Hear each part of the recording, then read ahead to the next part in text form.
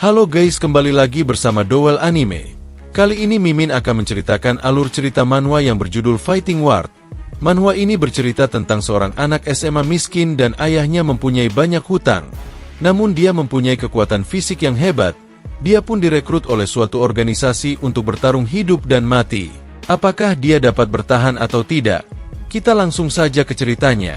Di awal sini diperlihatkan suatu rumah yang cukup kumuh dan hancur, yaitu adalah rumah milik MC kita kali ini ya guys. Di sana terdapat orang yang sedang ditagih uang oleh rentenir. Orang itu berkata, "Tolong beri kami waktu sebulan lagi untuk membayar hutang itu." Namun rentenir mengancamnya dengan setrika yang sangat panas.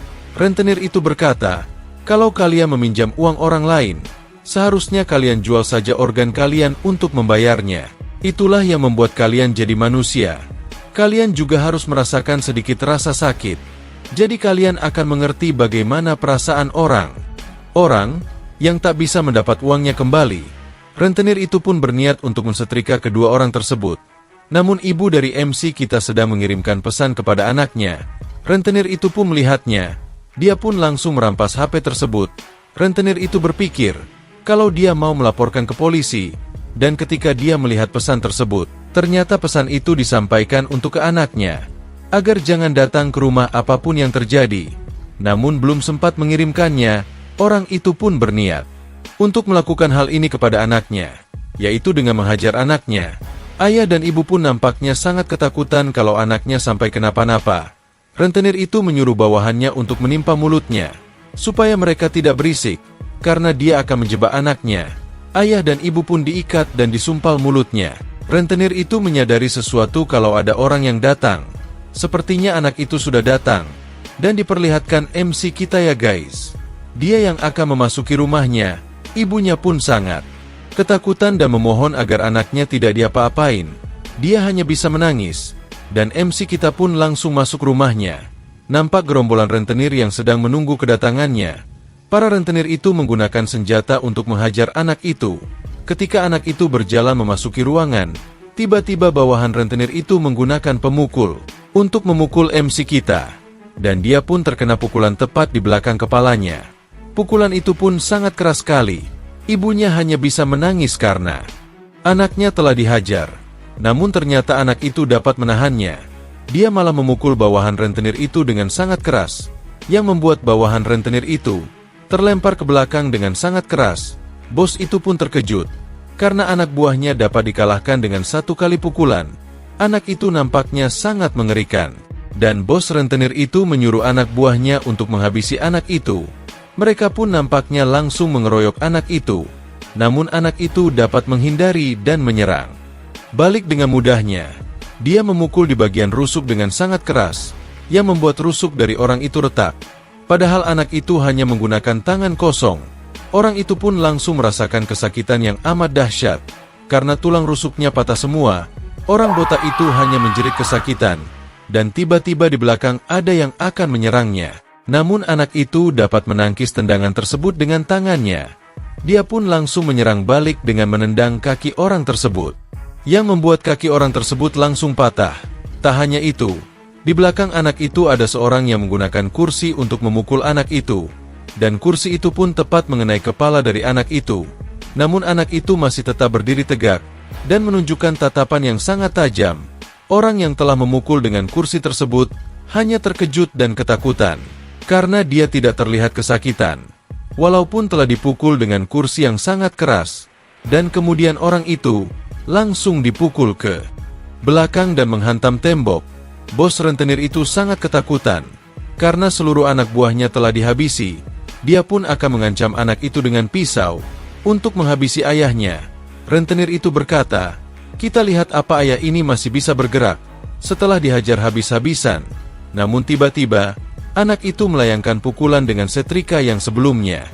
Dan setrika itu pun menghantam kepala dari bos rentenir tersebut, yang membuat kepalanya menembus pintu. Bos itu pun hanya merasakan kesakitan yang amat dahsyat. Dia pun meminta seorang untuk memanggil 911. Dia berkata, "Apa ada orang di sana? Apa tak ada siapapun di sana?" Dan nampak seluruh bawahannya yang telah terkapar dan dihabisi oleh anak itu. Anak itu pun baru merasakan kesakitan setelah mengalahkan bos rentenir tersebut. Dia pun melihat ayahnya, dan melepaskan ikatan dari ayah dan ibunya. Anak itu berkata, "Kalau kalian tak mau aku berkelahi seperti ini, seharusnya kalian tak semiskin ini." Nampaknya anak itu marah sekali kepada ayahnya. Kita juga belum tahu apa penyebabnya anak itu sangat marah kepada ayahnya. Dan tiba-tiba anak itu pun terjatuh. Dan di sini baru dijelaskan, kalau nama anak itu adalah Kang Sunwo. Kedepannya kita panggil siapa nih guys? Biar lebih gampang. Kemudian diperlihatkan sebuah rumah sakit yang cukup besar. Nampaknya ambulans tersebut sedang membawa mereka semua. Dan diperlihatkan para rentenir dan bawahannya yang sedang mendapatkan perawatan dokter. Di ruang gawat darurat, rumah sakit itu pun cukup panik karena mendapatkan pasien yang cukup banyak secara bersamaan. Kemudian diperlihatkan ada seorang yang memakai jas rapi. Orang itu berkata kepada resepsionis, "Apa yang terjadi? Ada apa dengan keributan ini?" Dan resepsionis pun menjawab, "Debitur menganiaya ayahnya, dan 10 gangster dikalahkan." Dan semua itu dilakukan oleh seorang siswa SMA, sendirian. Orang itu pun nampaknya cukup terkejut. Kemudian bos rentan air itu berkata kepada seseorang, "Cepat tangkap bajingan itu dan bunuh dia." Orang itu menjawab, "Bos, anak itu juga dibawa ke rumah sakit ini. Blackbird baru saja pergi, jadi anak itu pasti sudah mati sekarang." Orang yang sebelumnya mendengar kata Blackbird terkejut. Dia pun berniat ke ruangan anak itu. Dia bertanya kepada resepsionis, "Di ruangan mana?" Siswa itu dirawat. Ternyata Kang Sanwoo dirawat di ruang 202. Orang itu pun langsung berlari. Dia berkata dalam hati, "Kalau Blackbird ada di wilayah ini, dia jelas salah satu kandidat petarung terbaik. Ini bisa membantu kami memverifikasi kandidatnya." Aku merasa kasihan pada siswa ini. Dia pun berniat memasuki ruangan tersebut. Namun melihat ada mereka berdua, dia pun hanya mengintip.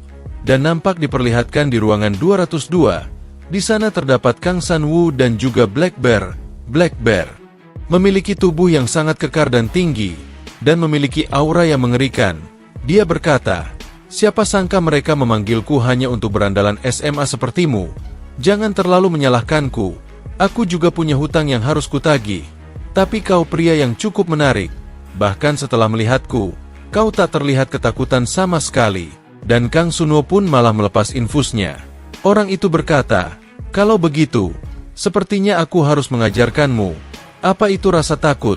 Orang itu berniat akan menyerang Kang Sanwoo. Kang Sanweo pun juga akan menyerangnya. Namun orang itu dengan mudahnya menghantam kepala dari Kang Sanweo dengan mudahnya. Kang Sanweo pun langsung menghantam lantai, yang membuatnya cukup kesakitan. Orang yang sebelumnya mengintip dari luar ruangan berkata, sesuai dugaanku."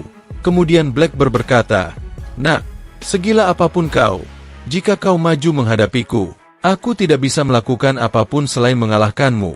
Benar kan? Jika kau tidak punya apapun, dan kau tidak takut, itulah akhir dari hidupmu." Namun Kang Sanweo masih bisa berdiri setelah mendapatkan serangan tersebut. Kang Sanwoo berkata, "Untuk seseorang yang tidak punya apapun, kau terlalu banyak bicara." Blackbird pun nampaknya sangat marah. Dia berkata, "Itulah yang membuat membunuh itu menyenangkan." Dia langsung berniat menyerang Kang Sanwoo. Orang yang mengintip di luar terkejut. Dia berkata, "Apa-apaan itu? Apa dia benar-benar berencana untuk membunuhnya? Aku harus menghentikan ini sekarang juga." Namun, dugaan orang itu salah. Kang Sanweo dapat menyerang balik orang itu. Dengan tendangan yang cukup keras, Blackbird nampaknya akan terjatuh ke lantai. Orang yang di luar hanya terkejut melihatnya. Dia berkata, "Aku tidak pernah dengar Blackbird berhasil dikalahkan." Ternyata Blackbird masih bisa menahan serangan tersebut. Dia pun menahan dengan tangannya, agar tidak jatuh ke lantai. Orang yang di luar juga berpikir, benar, tidak mungkin Blackbird, yang dikenal sebagai raja fisik di seluruh negara, bisa dikalahkan seperti itu. Kemudian Blackbird berkata, "Apakah benar-benar berpikir, aku akan tumbang setelah dipukul oleh anak SMA sepertimu?" Namun langsung Kang Sanweo melancarkan serangan pukulannya, yang membuat orang itu langsung terhempas ke lantai, dan membuat lantainya retak. Pukulan itu sangat keras, dan orang yang melihat dari luar hanya terkejut. Dia berpikir kalau ini tidak masuk akal. Kang Sunwo pun langsung membabi buta menyerang orang tersebut, dengan pukulan yang bertubi-tubi. Blackbird nampaknya sangat kesakitan. Tapi dia hanya tersenyum, dan kemudian memeluk Kang San-woo. Blackbird berkata, "Aku harus menggunakan jurus pamungkasku untuk melawan anak SMA. Itu adalah jurus pamungkas Bone Crusher, atau penghancur tulang, dan orang yang di luar pun berniat akan menghentikan pertarungan ini." Blackbird hanya tertawa, karena berpikir dia akan menang. Dan dia juga merasa ini semakin konyol, karena menggunakan jurus pamungkas kepada seorang anak SMA, dan orang yang di luar pun masuk ruangan itu, dan berniat menghentikan pertarungan tersebut. Namun siapa sangka, Kang San-woo dapat menahan serangan tersebut. Blackbird pun terkejut. Dia berpikir, apa indraku jadi mati rasa? Jelas-jelas aku menggunakan kekuatan penuhku. Kenapa anak ini dapat menahan seluruh kekuatanku? Dan dia pun masih bisa bergerak. Bagaimana mungkin tulang-tulangmu baik-baik saja? Dia pun berniat akan benar-benar menghancurkan tulangnya. Dia mengeluarkan seluruh kekuatannya. Namun tulangnya tidak hancur-hancur. Bahkan Kang Sun-woo berniat melepaskan cengkraman tersebut. Dia pun langsung menghantamkan kepalanya ke kepala Black Bear. Dia hanya terkejut, dan berkata dalam hati, apa dia memperkuat tulangnya dengan logam atau sesuatu? Kang San-woo langsung melancarkan serangannya lagi dengan kepalanya. Dia melancarkan serangannya dengan cara menggunakan kepalanya bertubi-tubi, yang membuat kepala dari Black Bear remuk, dan orang yang di luar sebelumnya berkata, "Hentikan, dia sudah tidak sadarkan diri. Untuk sekarang tolong tenanglah. Jika ini jadi semakin parah, akan sulit untuk membereskannya." Dan orang itu pun nampaknya menelepon bawahannya. Dia berkata, "Ruang 202, gedung B, luka di kepala karena kecelakaan mobil. Tolong diurus. Di sini Mimin belum tahu siapa orang ini ya guys." Kemudian Kang San-woo pun bertanya kepada orang itu, "Kau siapa? Apa kau bersama dengan orang-orang ini juga?" Orang itu pun menjawab, "Ya, jika harus memilih, aku sedang berencana untuk bekerja sama denganmu." Kang San-woo pun bertanya, "Apa maksudmu?" Dan tiba-tiba ada segerombolan orang menggunakan pakaian lengkap memasuki ruangan tersebut. Itu namanya orang-orang dari pihak rumah sakit. Salah satu orang itu berkata, "Sudah dikonfirmasi. Haruskah kami membereskan ini?" Dan orang berkacamata berkata, "Apa bisa kita asumsikan bahwa Blackbird tidak akan sadar dalam beberapa waktu ke depan?" Mereka pun berniat untuk membersihkan tubuh orang tersebut. Kang San-woo yang melihatnya terkejut, "Kalian, apa-apaan?" Dan orang berkacamata pun menjawab, "Dia adalah orang yang bisa memberikan apa yang kau inginkan." Orang itu pun memberikan kartu. Namanya, Kang Sun-woo yang melihat kartu tersebut bertanya-tanya. Dia tidak paham maksud dari perkataan orang berkacamata tersebut. Orang berkacamata itu berkata, "Yang harus kau lakukan hanyalah bertarung untuk orang yang aku layani." Nampaknya orang berkacamata itu adalah orang yang sedang mencari bakat untuk bertarung.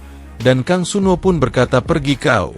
Aku tidak tertarik mencari uang dengan bertarung." Dia pun membuang kartu nama tersebut.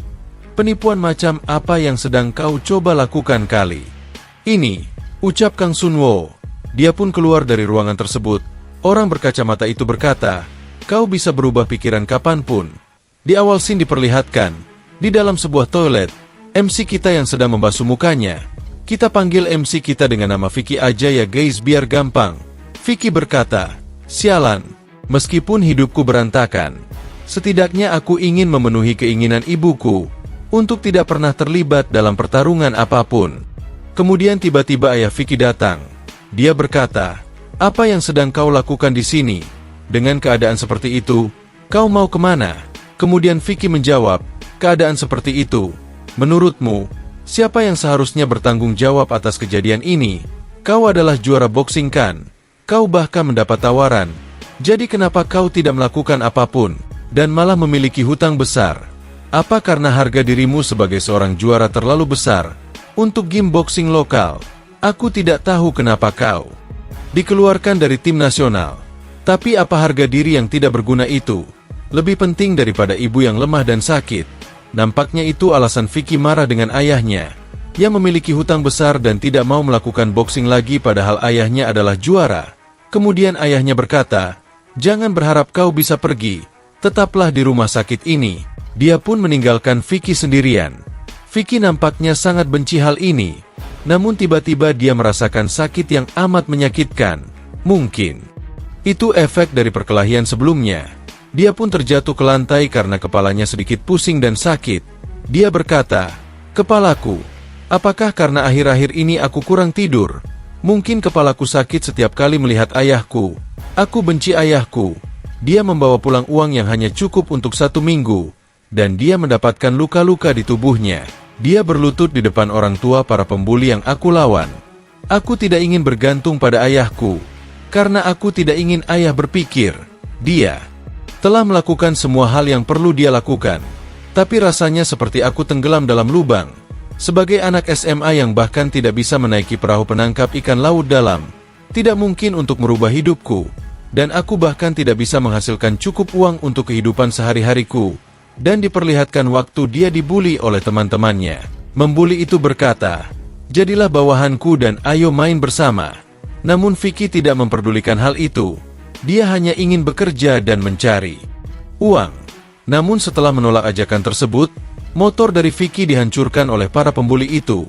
Dan karena para pembuli tersebut, hutang Vicky pada ayahnya semakin bertambah. Dan Vicky juga tidak bisa meninggalkan rumah dan mengabaikan ibunya. Hidupnya dalam tepi jurang. Namun dia tiba-tiba terbangun. Mungkin karena sebelumnya dia pingsan. Vicky pun tidak mengetahui kapan mereka memindahkannya ke ruangan lain. Dia pun bertanya-tanya sudah berapa lama di sini. Dia pun mendapatkan pesan dari ayahnya. Ayahnya berkata, "Vicky, sepertinya sudah waktunya aku memberitahumu semuanya malam ini." Vicky pun berpikir dalam hati, apalagi yang dia sembunyikan dariku. Dia pun mencari tahu apa yang terjadi pada ibunya. Karena dia sebelumnya pingsan, dia pun menelepon ibunya. "Apa ibu baik-baik saja?" Namun ibunya menjawab, "Vicky, jangan pulang. Ada gangster yang bersembunyi. Jadi terlalu berbahaya. Tetaplah di tempatmu berada. Aku sudah memindahkanmu ke rumah sakit lain dengan nama lain. Jadi kau akan aman di sana." Vicky pun bertanya, "Ibu sekarang ada di mana?" Ibunya ternyata sedang bersembunyi di dekat kantor polisi di motel. Ibunya berharap kalau Vicky tetap di situ. Ibunya bilang tidak bisa menelpon lama-lama. Ibunya pun berpesan untuk sekarang kau tidak boleh berkeliaran. Dan ibunya pun menutup teleponnya. Vicky pun nampaknya merasa bersalah. Dia berpikir kalau ini semua karena salahnya. Seandainya aku tidak berurusan dengan orang-orang itu, Vicky pun berniat untuk menemukan ibunya. Namun tiba-tiba dia mendapatkan panggilan dari ayahnya. Namun ternyata yang menelepon bukanlah ayahnya, namun orang lain. Orang itu berkata, "Apakah kau anak dari Pak Kang?" Vicky pun menjawab, "Ya benar, tapi kau siapa?" Ternyata orang itu mengabari Vicky kalau ayahnya jatuh dan tak sadarkan diri. Vicky sangat terkejut karena mendapatkan berita tersebut, dan nampak diperlihatkan ayahnya yang tubuhnya sepertinya hancur. Vicky pun menghampiri ayahnya yang ada di rumah sakit. Seluruh tubuh ayahnya diperban, dan ayahnya pun mengalami koma. Dokter telah melakukan operasi. Operasinya sangat sulit, dan biaya operasinya saja lebih dari 100 juta won.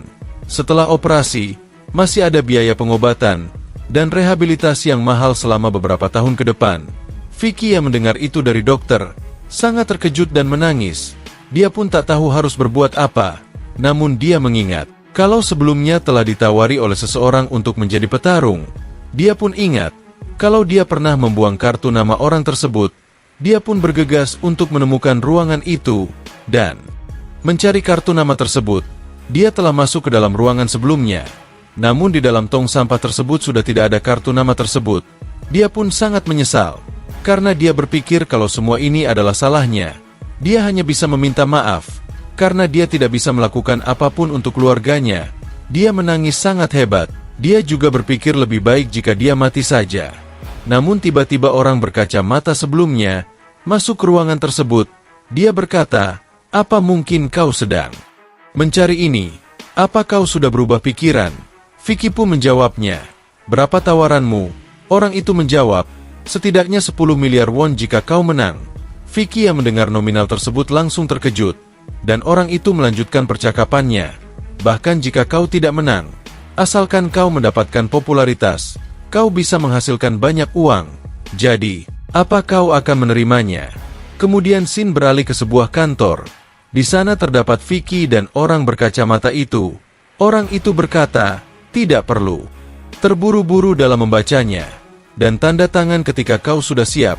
Orang itu nampaknya memberikan sebuah kontrak.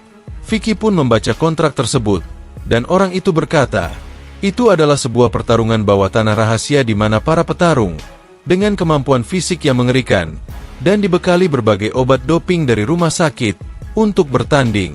Vicky yang mendengar hal tersebut bertanya-tanya, doping? Aku tidak melakukan hal-hal seperti itu, dan orang itu pun memperlihatkan wujud. Dari doping-doping tersebut, orang itu juga menjelaskan, ini bukan hanya obat doping biasa. Doping ini bergantung pada tipenya. Ini bahkan dapat membuat pria tua yang hampir sekarat menjadi sangat kuat. Tentu saja, doping ini adalah pilihan, bukan suatu kebutuhan. Kemudian Vicky pun bertanya, sebenarnya siapa dirimu? Dan orang itu pun berkata, maaf atas keterlambatan dalam memperkenalkan diriku. Dan orang itu pun bernama Kim Min Seok, seorang pembina untuk beberapa VIP yang mengikuti fighting Ward. Yang penting sekarang bukanlah tentang siapa diriku, tapi tentang doping. Belum ada satupun petarung yang menang tanpa doping. Kemudian Vicky pun memperjelasnya. Aku bilang aku tidak akan melakukannya.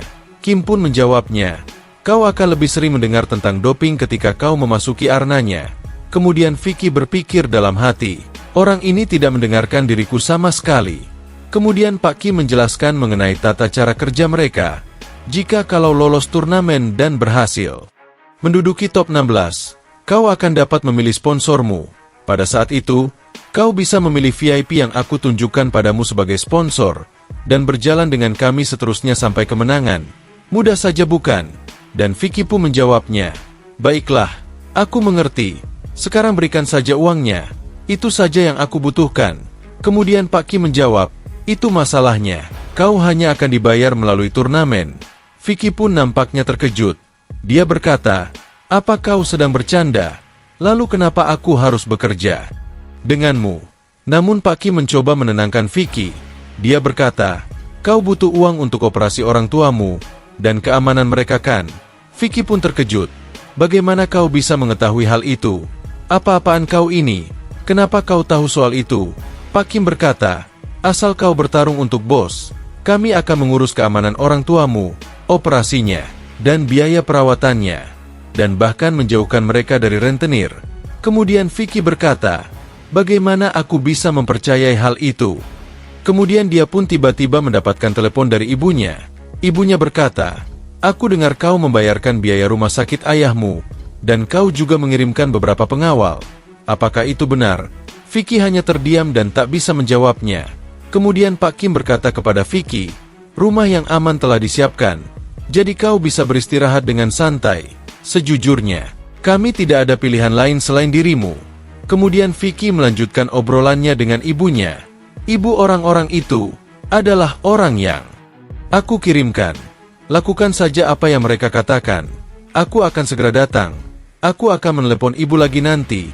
Dia pun mematikan teleponnya. Kemudian dia berkata kepada Pak Kim, apa yang dipertaruhkan untuk mendapatkan hadiah 10 miliar won? Kemudian Pak Kim menjawab, 10 miliar won hanyalah hadiah dasarnya. Tergantung berapa banyak orang yang bertaruh pada dirimu. Totalnya pun bisa naik.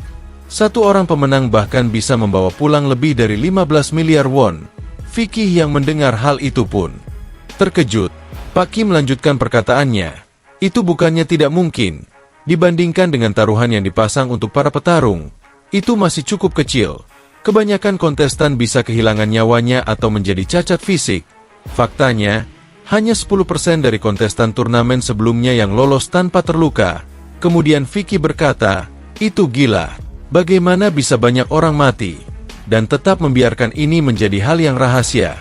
Pak Kim menjawab, justru karena begitu banyak yang mati, rahasianya dapat tersimpan dengan aman.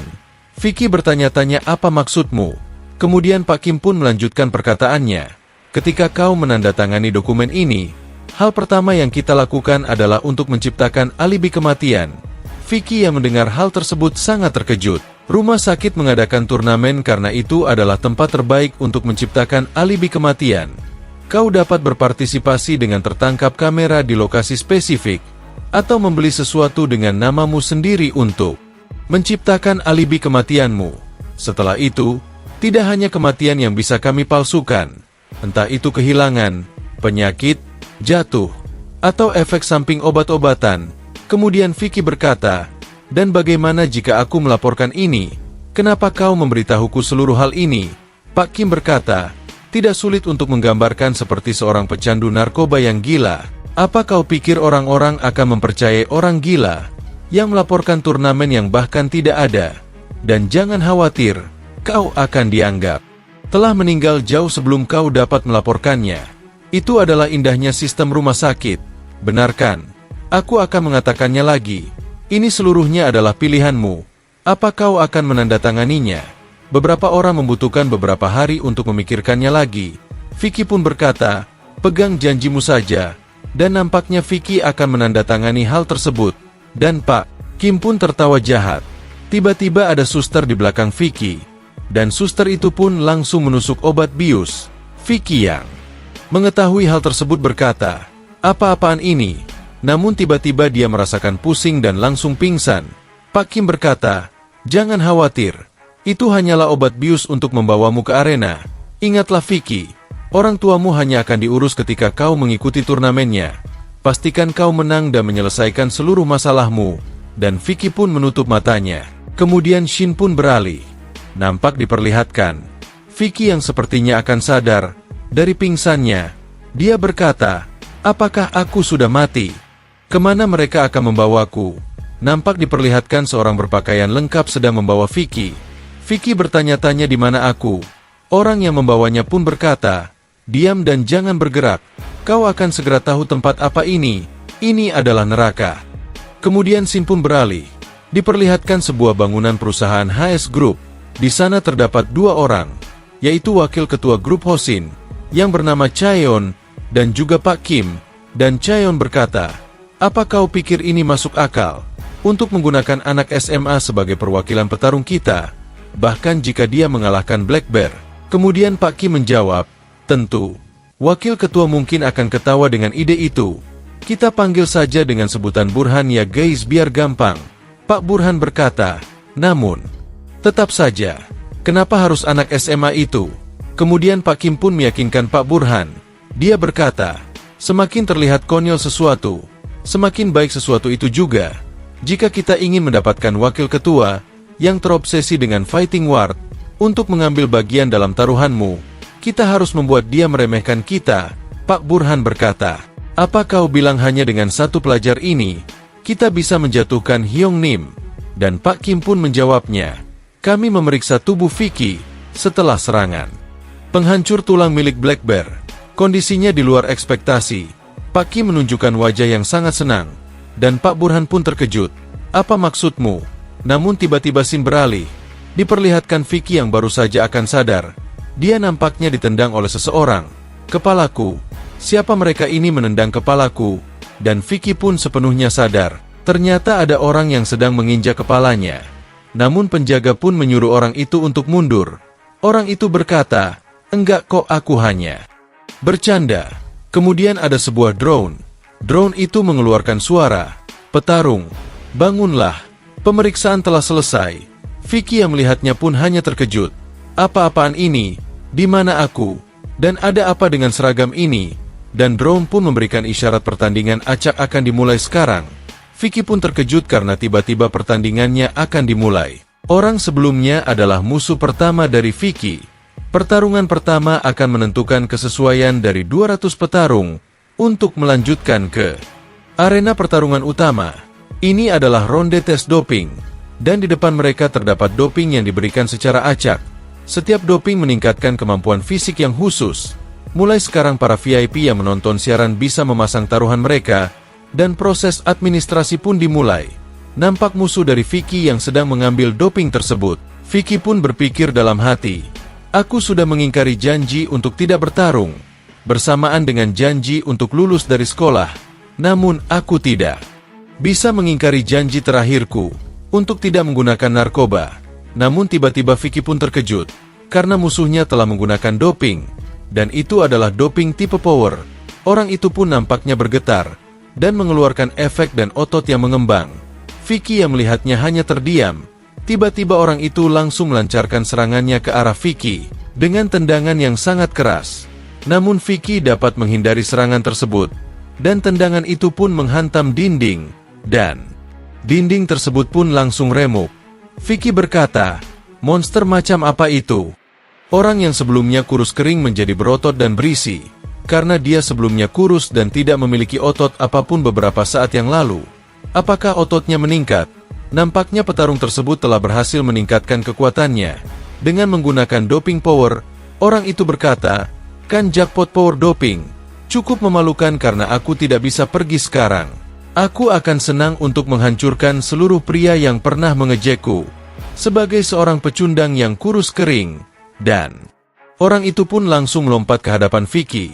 Orang itu berkata, "Sekarang bagaimana cara aku membunuh bocah tengik ini dan membuat ini terasa menyenangkan?" Namun Vicky pun langsung melancarkan pukulannya ke arah orang tersebut.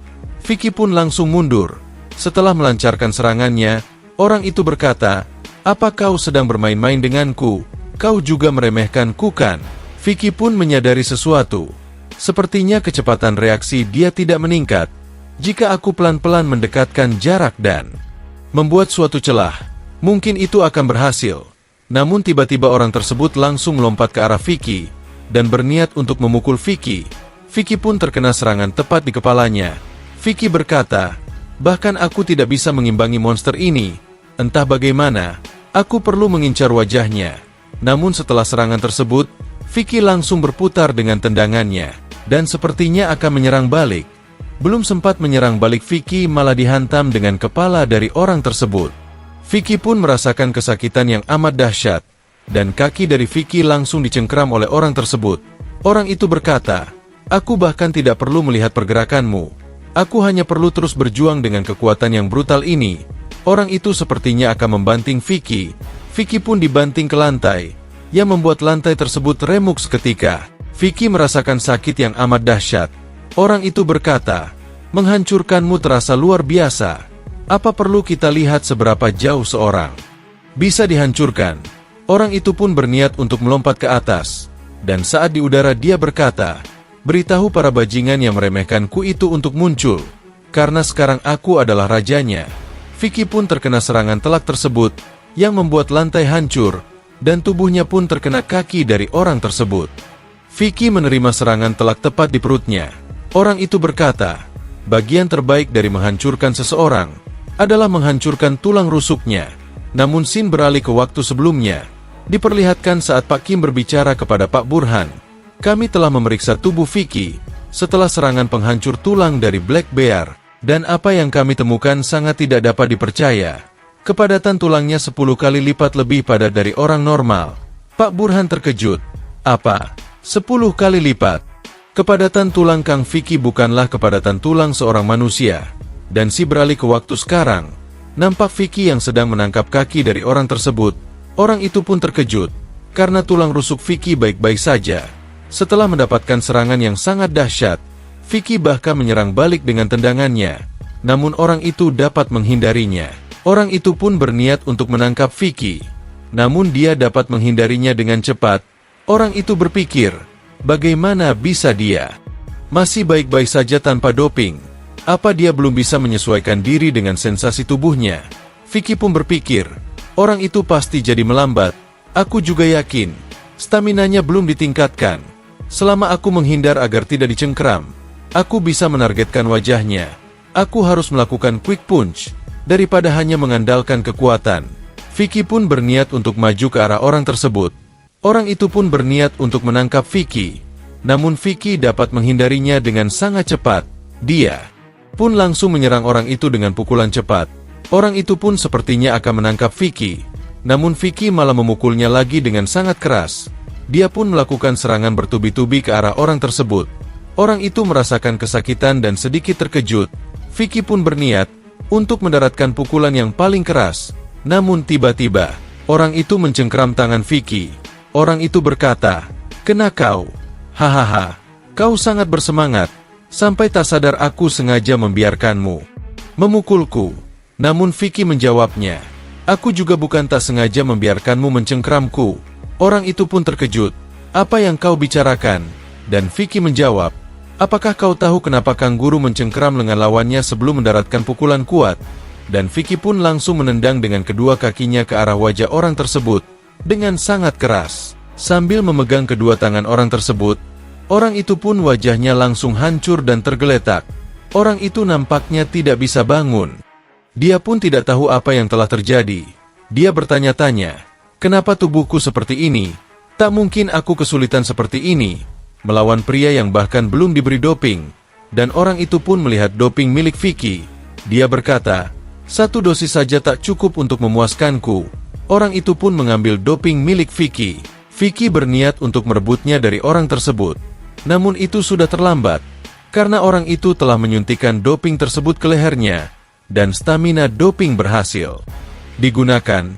Orang itu pun langsung menerjang ke arah Vicky, yang membuat Vicky kesakitan, dan orang itu mengangkat tubuh Vicky ke atas, dan dia pun langsung membanting Vicky ke lantai dengan sangat keras. Vicky sangat kesakitan, dan dia pun tidak bisa berbuat apa-apa. Orang itu berkata, ini masih belum selesai. Orang itu pun melakukan kuncian kepada Vicky.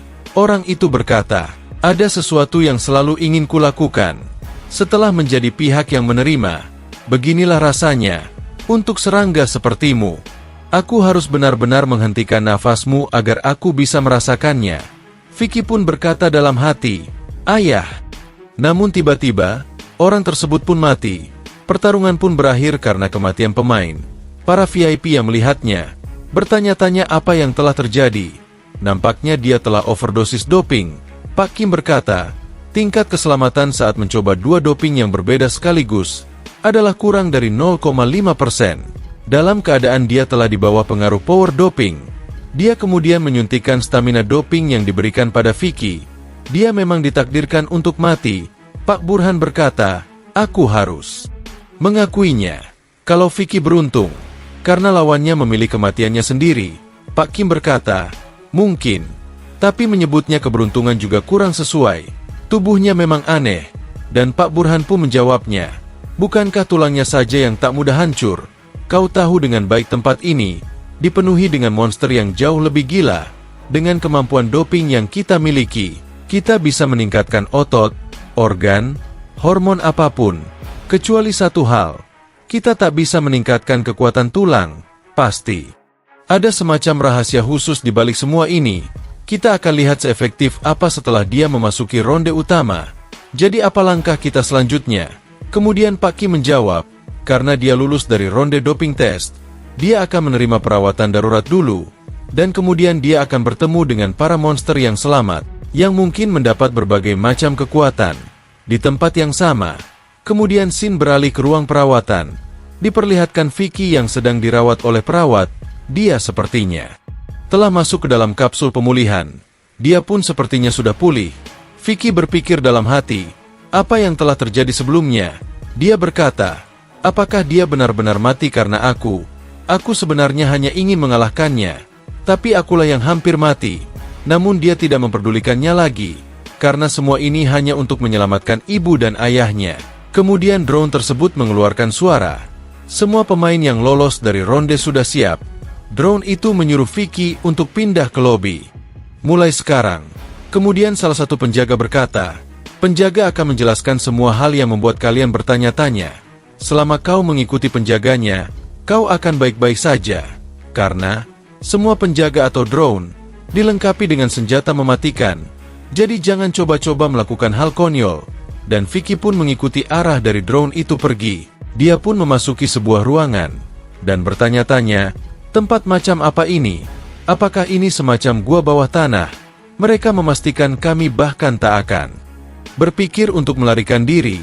Kuharap setidaknya aku bisa menghubungi ibu untuk memeriksa keadaannya. Tapi aku sedikit lega, karena mereka berjanji bahwa ibu dan ayahku akan aman. Selama aku berpartisipasi di sini, aku harus selamat bagaimanapun caranya. Namun ini bukan seperti pertarungan yang kubayangkan.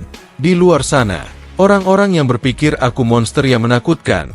Tapi di sini, bahkan berandalan jalanan pun selevel ini. Seberapa buruk lagi monster yang dikumpulkan di sini. Dan lobi pemain pun terbuka. Vicky pun memasuki ruangan tersebut. Di sana nampak sekali banyak drone. Dan semua pemain telah masuk. Di sana juga banyak pemain yang berjejer. Mereka akan mulai gamenya dengan 124 peserta. Dan briefing pun akan segera dimulai. Para pemain diharapkan berkumpul di depan monitor. Vicky berkata dalam hati, sial monster-monster ini, mereka ada di level yang berbeda dari yang kutemui di ronde pertama. Kalau aku mau menghindari cedera yang serius, aku perlu menghindari pertarungan yang tak penting. Aku harus tetap ada dalam radar sampai pertarungan resminya dimulai. Kemudian tiba-tiba ada seseorang yang memanggil Vicky. Dia berkata, "Hei anak SMA, bagaimana kau bisa sampai ke sini? Haruskah aku ini bermain sedikit denganmu?" Bikin nampaknya kesal, karena seragamnya dapat menarik perhatian mereka. Vicky pun berharap untuk segera mulai briefingnya, agar tidak mendapatkan masalah dengan orang-orang ini. Banyak orang yang membicarakan Vicky di belakang. Orang itu berkata, "Kudengar anak SMA itu sampai ke sini karena lawannya overdosis dengan dopingnya sendiri di ronde pertama." Orang-orang itu juga terkejut karena dia masih belum menggunakan doping. Orang-orang di belakang pun berpikir, orang kaya mungkin menginginkan tontonan yang menyedihkan. Aku bosan, mungkin aku harus bersenang-senang dengan anak itu. Namun orang di sebelahnya berkata, "Hei, tundukkan kepalamu dan terus berjalan. Sepertinya orang lain sudah menandainya. Kita tak perlu ikut campur." Dan di belakang Vicky pun nampak seorang yang cukup besar. Orang itu berkata, "Saat seseorang bertanya apa kau mau bermain, kau harus menjawabnya." Vicky hanya terdiam, dan orang itu pun memegang ke kepala dari Vicky. Dia berkata, "Kalau kau tak menjawabnya, aku harus membunuhmu." Vicky berpikir dalam hati, untuk bertahan di antara para maniak ini, aku harus jadi lebih gila lagi. Bikin nampaknya akan menyerang orang itu juga, dan orang tersebut juga akan menyerang Vicky. Namun tiba-tiba, ada orang yang berusaha menghentikan pertarungan tersebut, dan orang itu pun sepertinya ingin membela Vicky. Pak tua berkacamata itu berkata hentikan, dan orang monster itu mencengkram tangan dari pria berkacamata. Pria berkacamata berkata, "Bukankah dia hanya anak sekolahan?" Cengkraman dari orang tersebut pun langsung memberikan luka kepada pria berkacamata. Orang besar itu berkata, "Kau akan melawanku." Seorang pria yang menggunakan doping untuk satu tangan, demi anak seperti itu. Namun Vicky berniat berpura-pura tidak menyadarinya. Dia berpikir lebih baik seperti itu, daripada terluka karena hal yang tidak diperlukan. Orang besar itu pun berkata, "Kalau begitu kenapa kau tidak maju dan mati saja demi anak SMA itu?" Dia pun sepertinya ingin melancarkan pukulannya, dan dia berkacamata pun juga bersiap dengan pukulannya. Namun Vicky sepertinya tidak enak, karena ada orang yang membelanya tapi dia diam saja. Jadi dia berniat untuk melawannya juga. Namun orang besar itu tiba-tiba terkena tembakan, dan membuat orang tersebut mati seketika. Orang itu telah terkena tembakan dari sebuah drone. Kemudian drone memberikan pemberitahuan kepada pemain. Pengarahannya akan segera dimulai. Semua orang yang menimbulkan bahaya, di luar jadwal yang telah ditentukan, akan langsung dieksekusi. Vicky berpikir, sialan, mereka membunuh orang semudah ini, dan juga tanpa memberikan peringatan sebelumnya. Apa benar-benar ada yang bisa bertahan di sini? Kemudian di layar monitor, terdapat seseorang yang berbicara, "Selamat untuk kalian yang berhasil bertahan. Ronde tes doping adalah ronde yang mudah. Asalkan kalian bertahan, kalian tidak akan tereliminasi. Tapi mulai sekarang, kalah dalam ronde manapun, itu berarti kau harus tereliminasi. Dan dengan eliminasi, itu berarti kalian tidak bisa bertarung lebih lanjut. Meskipun begitu, alasan kalian semua ada di sini adalah untuk hadiah utama 10 miliar won, dan diperlihatkan tumpukan uang yang sangat banyak. Para pemain pun bersorak-sorak. Vicky pun berpikir dalam hati, dengan uang itu, semua keluargaku bisa hidup seperti manusia. Kemudian orang dalam monitor berkata lagi, sayangnya, hanya satu orang yang bisa memenangkannya. Tapi jangan terlalu kecewa. Jika kalian berhasil masuk ke 16 besar dan bertahan, kalian akan mendapatkan 5% dari uang yang dipertaruhkan padamu oleh para VIP. Para player di sana pun bersorak-sorai. Salah satu player berkata, aku akan mendapatkan semua hadiah dan uang taruhannya. Kemudian, orang dalam monitor berkata lagi, setiap pemain akan memiliki channel broadcast masing-masing. Dari kalian akan diberikan satu pemandu, yang akan menjadi kamera kalian. Para VIP akan menonton channel para pemain, yang mereka yakini akan menang, dan memasang taruhannya. Singkatnya, semakin besar perhatian yang kau dapatkan dari para VIP, semakin banyak uang yang bisa kau dapatkan. Jadi, cobalah untuk menarik perhatian para VIP sebanyak mungkin. dan dapatkan banyak keuntungan. Sekarang, kami akan memberikan ruangan yang berisikan 5 orang. Kalian bisa di ruangan itu sampai permainan berakhir. Silakan memilih teman sekamar kalian dengan bebas. Untuk pertanyaan lain, pemandu kalian akan membantu. Silahkan lanjutkan untuk mencari teman sekamar. Para pemain pun berpikir, untuk menarik perhatian para VIP, aku harus bersama dengan yang kuat, dan melakukan beberapa gerakan besar. Jika aku satu kamar dengan anak SMA seperti dia, bisa jadi aku tidak akan mendapatkan 1 sen pun. Kemudian Vicky berpikir, sialan, mencari teman sekamar tidak akan mudah. Namun orang yang membela Vicky sebelumnya berkata, jangan terlalu khawatir nak, aku akan memastikan tidak akan terjadi apapun padamu, sampai pertandingan resminya dimulai. Orang itu nampaknya cukup ramah. Vicky pun hanya melihat luka orang tersebut setelah kejadian sebelumnya. Vicky pun tiba-tiba melihat seseorang yang sepertinya dia kenal. Orang itu memiliki rambut berwarna kuning. Vicky berpikir, apa orang itu adalah dia? Tapi itu tidak mungkin. Vicky pun tidak memperdulikan hal tersebut. Dan sepertinya tersisa 1 kamar yang terbebas dari kompetisi. Mereka berdua pun berniat untuk memeriksanya. Vicky merasa bersalah, karena orang berkacamata terluka karena dirinya. Dan sekarang orang berkacamata itu ingin 1 kamar dengan orang yang dihindari oleh semuanya, yaitu aku. Aku tidak tahu tujuan dia, tapi kamar manapun yang aku pilih, semuanya berbahaya. Orang berkacamata itu berkata, kenapa kau hanya berdiri saja? Ayo, segera periksa kamar itu. Para pemain lain hanya menggosip Vicky di belakang. Pemain itu berkata, grup mereka benar-benar kacau. Sudah pasti penontonnya paling rendah. Itulah kenapa aku datang ke sebelah kamar yang kemungkinannya besar.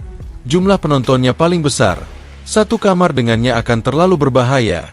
Tapi jika di sebelahnya, itu berarti setidaknya aku akan mendapatkan sedikit jam tayang di channel populer. Jika para pria berotot itu menarik banyak penonton, itu sangat masuk akal. Dan nampak diperlihatkan kamar yang dipenuhi orang-orang yang bertubuh kekar. Namun ada orang yang memiliki badan cukup kecil masuk ke kamar tersebut. Orang itu yang sebelumnya dilihat Vicky sebelumnya. Orang berambut kuning itu berkata, kita panggil saja Yellow ya guys.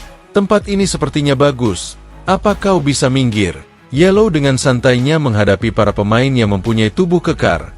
Salah satu orang bertubuh kekar itu berkata, kameranya bahkan tidak menyala. Dan kau sudah menutup pintunya. Kau pasti minta dibunuh. Orang itu pun berniat akan membunuh Yellow. Namun Yellow menunjukkan pose dari 2 telunjuknya, seperti akan menusuk, dan orang besar itu pun langsung terkena serangan dari Yellow.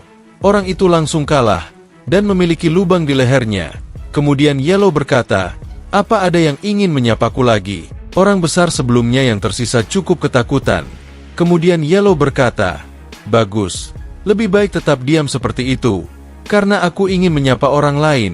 Dan di sini dijelaskan bahwa orang itu bernama Han Minso. Dia baru berumur 19 tahun. Scene diperlihatkan sebuah mobil. Di dalamnya terdapat Pak Kim dan juga Pak Burhan. Pak Kim berkata, ada informasi bahwa wakil presiden direktur pertama akan berkelompok lagi dengan Choi Man-chun. Dia adalah pemenang turnamen sebelumnya. Burhan berkata, sialan, tentu saja. Siapa yang bisa menjatuhkannya? Tapi alternatifku hanyalah seorang murid SMA. Kemudian Pak Kim berkata, kalau Vicky bisa masuk ke dalam 16 besar, dia bisa menjalani ronde doping kedua. Dengan tubuhnya, dia berpeluang tinggi untuk mencapai peningkatan level tertinggi. Tulangnya sudah 10 kali lebih kuat dari orang biasa.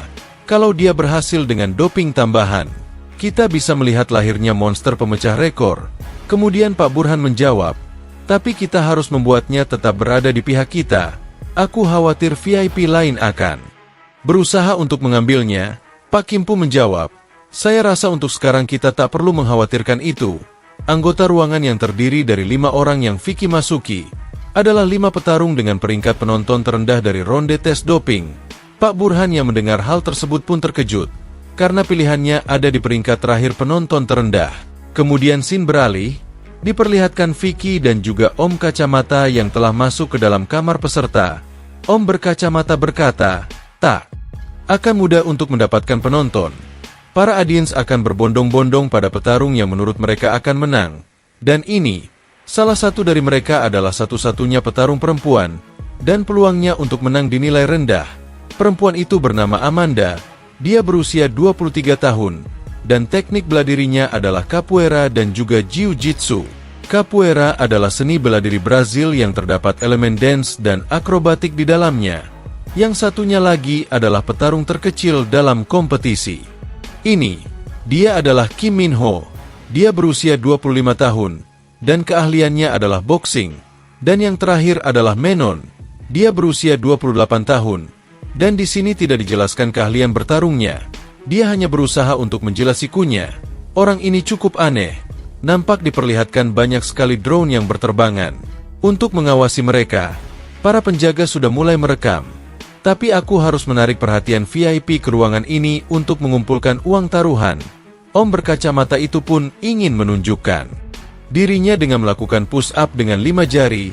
Vicky yang melihat itu pun terkejut, karena ternyata om-om itu cukup kuat. Namun Vicky juga berpikir kalau ini tidak akan berhasil. Kemudian Amanda sepertinya juga ingin mengikuti gerakan dari om kacamata tersebut. Namun dia hanya menggunakan satu jarinya. Dia pun langsung menggunakan satu jarinya untuk menusuk lantai. Dan lantai itu pun langsung jebol. Dia pun melakukan push-up dengan satu jarinya. Dia mengangkat seluruh tubuhnya hanya dengan satu jari. Dan tanpa momentum apapun, mereka berdua melakukan push-up. Dan Minho sepertinya juga tertarik. Dia berkata, memamerkan kekuatan hanyalah untuk seorang pecundang. Dia pun sepertinya ingin berlari dengan sangat kencangnya. Dia sedang menunjukkan kecepatan dalam berakselerasi. Vicky yang melihat hal tersebut sangat terkejut. Karena bagaimana bisa dia secepat ini? Namun Menon hanya berusaha untuk menjilat sikunya. Kita panggil saja dia Elbow ya guys biar gampang. Elbow berkata, akulah yang terkuat. Akulah yang terhebat. Karena aku bisa menjilat sikuku sendiri. Nampaknya Elbow adalah orang yang cukup aneh. Vicky berpikir dalam hati, apa-apaan ini? Kelihatannya luar biasa. Tapi kenapa aku merasa seperti orang tolol saat menonton semua ini? Namun tiba-tiba ada pengumuman.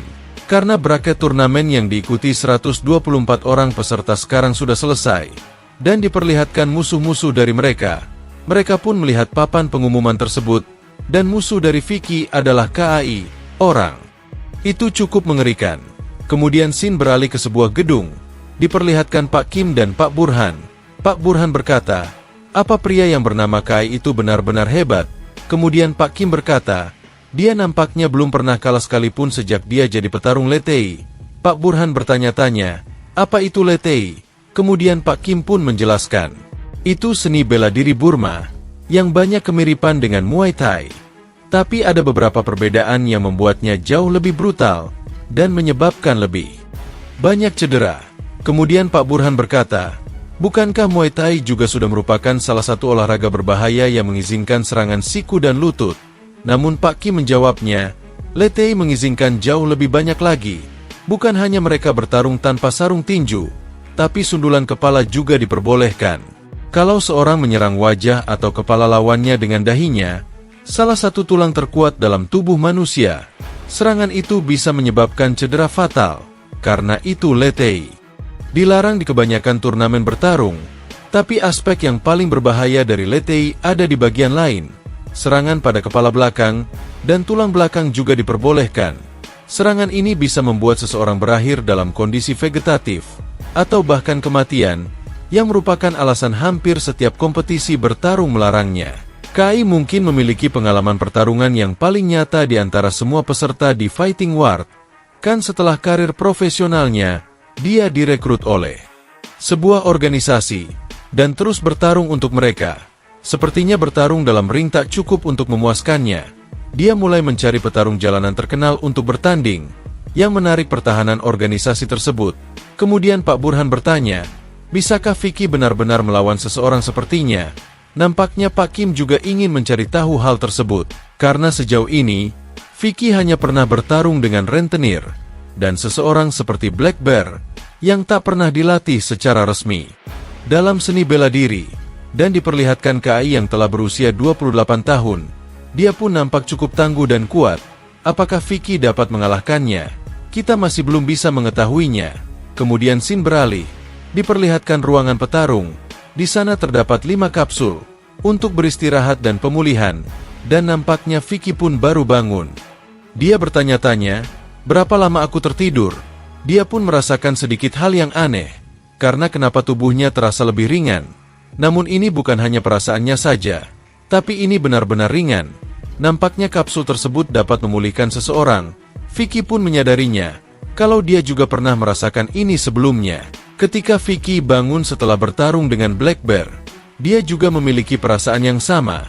Itu terasa seperti Vicky menjadi lebih kuat. Kemudian Om berkacamata pun juga bangun. Dia berkata, tidak perlu merasa terkejut. Jika suatu otot didorong sampai pada batasnya, akan pulih tanpa kerusakan yang permanen. Untuk menjadi lebih kuat dari sebelumnya adalah hal yang natural. Dan nampaknya tangan dari Om berkacamata pun telah sembuh. Kau mungkin tidak pernah mendorong dirimu sampai ke batas dirimu seperti sebelumnya. Dan Vicky pun berpikir dalam hati, aku sudah bertarung sampai batasku ketika aku melawan Black Bear, tanpa tahu bagaimana aku bisa melakukannya. Kemudian Om berkacamata berkata, namun, proses pemulihanmu luar biasa cepat. Apakah itu benar? Mungkin kau terpengaruh recovery doping. Kemudian Vicky berkata, sekarang yang lebih penting, aku penasaran sejak kemarin, kenapa kau mengambil resiko untuk terluka demi menolongku? Om berkacamata itu pun berkata, masalahnya, kau mengingatkanku pada anakku. Jika aku menjadi ayah yang lebih baik, putraku tidak akan terjerat begitu banyak utang dengan rentenir. Untuk memperbaiki segala hal, aku perlu membayar hutang itu dulu. Namun ketika aku melihatmu, aku jadi memikirkan putra yang aku tinggalkan dan hancurkan.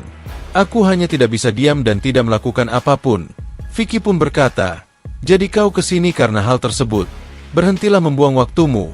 Bertahanlah dan jaga baik-baik putra aslimu. Jika kau mati, semua hal itu tidak akan ada gunanya. Om berkacamata yang mendengar hal tersebut pun hanya terdiam. Kemudian dia berkata sambil mengunci leher Vicky dengan bercanda, bantu aku sekali lagi, dan aku juga akan memakanmu hidup-hidup. Namun tiba-tiba diperlihatkan lagi layar pengumuman. Elbow yang melihat hal tersebut sedikit kesal. Dia berkata, kenapa aku tidak ada di arena utama? Sialan, aku adalah pria yang bisa menyentuh siku dengan lidahku. Dia berkata seperti itu ke hadapan kamera pengawasnya. Kemudian Om berkacamata berkata, aku dengar jika pertarungan dengan penonton paling banyak akan ditempatkan di arena utama, dan sisanya akan ditempati di ronde arena doping. Dan ini masalahnya, bagi kita semua, selain Elbow, untuk berada di arena utama itu berarti, lawan kita adalah beberapa dari para monster yang populer. Kemudian Vicky berkata, bukankah itu hal yang bagus? Om berkacamata terkejut. Dia bertanya pada Vicky, hal yang bagus, apa yang kau maksud? Kemudian Vicky pun menjawabnya, itu adalah kesempatan untuk mengundang perhatian seluruh VIP di ruangan kita. Om pakai kacamata yang hal tersebut hanya terkejut dan terdiam. Dia berpikir kalau Vicky ini benar-benar anak yang gila. Kemudian Elbow berkata kepada Vicky, arena utama bukan hanya untuk perkumpulan para penonton. Itu adalah tempat di mana 16 VVIP memunculkan dirinya masing-masing. Kita sedang membicarakan tentang kekuasaan nyata yang menjalankan dunia ini. Kemudian Vicky berkata dalam hati, apakah itu berarti Scott akan ada di sana? Aku perlu mendengar soal ibuku. Kemudian diperlihatkan sebuah bangunan, dan di sana terdapat 3 mobil yang baru masuk area tersebut. Dan di sana terdapat Pak Kim dan Pak Burhan. Pak Burhan berkata, aku pikir aku sedang pergi ke arena. Tapi ada apa dengan tempat menjijikan ini? Pak Kim berkata, lokasi dari Fighting Ward adalah sebuah rahasia yang diketahui hanya oleh para perancang. Jadi mereka mungkin ingin bertemu di spot yang tersembunyi. Namun sepertinya orang lain telah mengikuti siaran Vicky di sebelah kita. Pak Burhan yang mendengar hal tersebut pun nampaknya cukup marah. Dia berkata, apa? Kenapa tiba-tiba? Apakah ada seseorang yang menguntit kita? Kemudian orang yang dimaksud itu pun ternyata ada di ruangan tersebut. Dia berkata, sepertinya ada kesalahpahaman, dan diperlihatkan orang tersebut, yaitu seorang wanita, yang bernama Sung Yeon. Dia berusia 19 tahun, dan dia putri termuda grup Hoisin. Nampaknya dia dan Pak Burhan sedang berselisih. Sung Yeon berkata, aku hanya tertarik dengan murid bernama Vicky saja. Kemudian Pak Burhan berkata, belum begitu lama sejak mereka memecatku dari perusahaan, dan sekarang mereka mengikutiku ke sini seperti tikus. Kemudian Pak Kim berkata, sepertinya nona muda sudah memiliki sedikit ketertarikan pada bos. Pak Burhan yang mendengar Pak Kim yang berkata seperti itu nampaknya marah. Dia berkata, "Siapa kau yang berani menyebut dirimu dengan putri? Termuda, kau hanyalah putri angkat." Nampaknya Pak Burhan dan Sung Yeon adalah saudara tiri. Kemudian Sung Yeon berkata, "Kejam sekali. Aku melewatkan sekolah untuk membantu kedua saudaraku dalam perusahaan ini. Namun berkat mereka, aku menemukan tempat yang menarik ini. Jadi aku pikir aku seharusnya bersyukur." Kemudian Pak Burhan berkata, "Apapun yang kau rencanakan, akan lebih baik jika kau pergi secara diam-diam." Pak Burhan apanya sangat marah sekali kepada dia. Namun tiba-tiba drone datang, dan sepertinya drone tersebut akan memandu mereka ke arena Fighting Ward, dan nampak diperlihatkan petugas-petugas yang akan membawa mereka, dan mereka pun ditutup matanya. Karena untuk menjaga kerahasiaan tempat tersebut, petugas itu berkata, "Anda sekarang bisa melepas penutup matanya," dan nampak diperlihatkan Sung Yeon yang akan melepaskan penutup matanya. Dan di ruangan tersebut nampaknya cukup mewah. Karena itu adalah ruangan VVIP. Sung Yeon bertanya-tanya tempat apa ini, dan nampak diperlihatkan tempat tersebut adalah arena Fighting Ward. Kemudian bodyguardnya berkata, "Yang Anda lihat di bawah adalah arena utama. Anda telah tiba di salah satu dari 16 ruang VVIP yang kami sediakan." Dan Sung Yeon berkata, "Akhirnya aku sudah masuk ke tempat bermain para senior," dan diperlihatkan Pak Burhan yang sedang duduk santai di ruangannya. Dia berkata, "Tempat ini lebih besar dari yang aku kira." Pak Kim berkata, "Begitu pertandingan yang sudah berlangsung selesai, pertandingan untuk ruang 10, tempat Vicky berada, akan segera dimulai." Dan nampak diperlihatkan pertarungan antara Yellow dan musuhnya. Musuhnya tidak bisa berkutik, dan tembok di belakangnya pun retak. Pak Burhan terkejut, karena melihat pertarungan tersebut yang sangat brutal. Dia bertanya-tanya apa-apaan monster itu. Kemudian Pak Kim berkata, "Ternyata ada seseorang yang sebaya dengan Vicky juga di sini." Pak Burhan yang mendengar hal tersebut terkejut. Jadi ada siswa SMA lain juga. Pak Kim berkata, "Dia sudah berhenti sekolah. Jadi sebenarnya dia bukan siswa lagi." Tapi sekolah itu memang aneh. Dua monster berada di sana bersamaan. Orang yang bernama Yellow itu, dia berasal dari sekolah yang sama dengan Vicky, dan diperlihatkan musuh dari Yellow pun yang telah terkapar, dan tidak bisa melanjutkan pertarungan. Drone itu pun memberikan pengumuman, dengan kemenangan Yellow, pertandingan antara ruang 9 dan ruang 20 telah berakhir. Selanjutnya pertandingan antara ruang 10 dan ruang 3 akan segera dimulai. Dan para petarung pun silahkan masuk. Nampak diperlihatkan ruangan kamar dari Vicky berada. Mereka semua pun keluar dari tempat tersebut, dan melihat arena utamanya. Om berkacamata berkata, "Apa-apaan ini? Skala pertarungan ini beda jauh dengan babak pertama." Pemain pertama Minho, dan anggota dari ruang 10 lainnya harap menunggu di sini. Dan nampaknya Minho telah memasuki arena tersebut. Kemudian drone memberikan pengumuman. Para pemain yang telah menyelesaikan pertandingan, harap meninggalkan arena. Nampak Yellow yang akan meninggalkan arena tersebut. Dan Om berkacamata berkata, "Seharusnya Minho tidak terlalu gugup." Namun tiba-tiba di sebelah kepala Vicky ada retakan. Itu adalah lemparan batu. Vicky bertanya-tanya, dari mana batu itu tiba-tiba terbang. Kemudian diperlihatkan Minho yang berhadapan dengan Yellow. Minho berkata, "Aku jelas melihatnya." Dia pura-pura menundukkan kepalanya, lalu melempar batu ke arah Vicky. Vicky pun tidak menyadari hal tersebut. Minho berkata dalam hatinya, "Ini gila. Dengan kecepatan seperti itu, hampir tidak ada orang yang bisa menyadarinya." Kemudian Yellow berkata kepada Minho, "Hei kau, anak SMA dari tim MU pastinya sombong kan?" Kemudian Minho menjawab, "Entahlah, aku sendiri kurang tahu hal tersebut." Yellow yang mendengar jawaban dari Minho cukup kesal. Dia berkata, "Apa yang kau katakan dasar brengsek? Tidak mungkin begitu." Dia pun menunjukkan tatapan mata yang sangat tajam. Minho yang mendapatkan serangan mental tersebut, langsung mundur ke belakang. Dia pun langsung melakukan kuda-kudanya, karena dia merasa seperti akan diserang. Kemudian Om berkacamata pun terkejut. Apa yang sebenarnya terjadi? Kenapa Minho tiba-tiba bertingkah seperti itu? Amanda yang menyadari hal tersebut berkata, "Itu bukan tiba-tiba. Dia pasti sangat peka, bisa menyadari bahkan niat sekecil apapun. Terutama aura ingin membunuh seperti itu." Dan Yellow pun meninggalkan ruangan tersebut. Kemudian Minho berkata dalam hati, "Sialan, aku sampai berhalusinasi karena tertekan oleh auranya. Aura dari Yellow sangatlah mengerikan, seperti dia akan menusuk Minho. Namun itu hanyalah halusinasi dari Minho. Minho berkata dalam hati, apa aku memang hanya sebatas ini? Kalau aku cuma sebatas ini, bagaimana aku bisa membalas dendam? Kemudian tiba-tiba musuh dari Minho pun datang. Dan musuh tersebut bernama Paes. Dia berusia 31 tahun, dan keahliannya adalah gulat. Orang itu namanya cukup besar dan tinggi, dan diperlihatkan VIP yang sedang menonton. Hal tersebut, dia adalah Weo-san, raja pemilik Hotel Snowgon. Orang itu berkata kepada bawahannya, mengapa mereka merekrut Paes hanya karena gulat? Bukankah gulat tidak memiliki teknik pukulan? Bawahannya pun menjawab, tak peduli seberapa baik seseorang dalam memukul, jika seseorang pegulat berhasil menjatuhkannya, semua itu tidak ada gunanya lagi. Begitu tertangkap, akan ada lemparan, kuncian, tekanan, dan sebagainya. Lawan tidak akan punya cara untuk bertahan. Itulah sebabnya, petarung top dalam seni bela diri campuran, berasal dari latar belakang gulat. Saat berlatih seni bela diri campuran, gulat memang menjadi salah satu dasar paling kuat. Meski seseorang bisa bertahan hanya dengan tinjunya, tidak ada yang lebih sulit daripada mengalahkan lawan yang menindihmu dengan seluruh berat tubuhnya.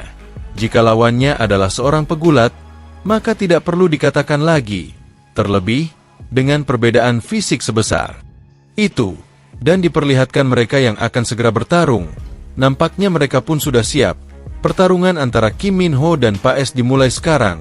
Paes berkata, apa petinju pemula juga bisa di sini? Dilihat-lihat kau seperti orang yang bahkan belum pernah bertarung tanpa sarung tinju. Sial bagimu, lawan pertamamu adalah aku. Dan Pak respon berniat untuk menyerang Minho. Namun dengan pukulannya Minho dapat memukul wajah dari Paes. Pukulan tersebut pun membuat mata dari Paes buta. Dia pun merasakan kesakitan karena matanya yang telah dipukul oleh Minho. Minho berkata, siapa bilang aku ini pemula? Kemudian Paes berpikir dalam hatinya, sadarlah, cepat fokuskan setidaknya dengan satu mata. Dia nampaknya sangat terkejut dan tertekan. Nampaknya pukulan dari Minho sangatlah cepat, dan memang tak terlihat oleh mata dari Paes. Dia bergerak terlalu cepat ke sisi mata yang terluka. Paes tidak bisa mengikutinya, dan Minho pun melancarkan serangannya lagi.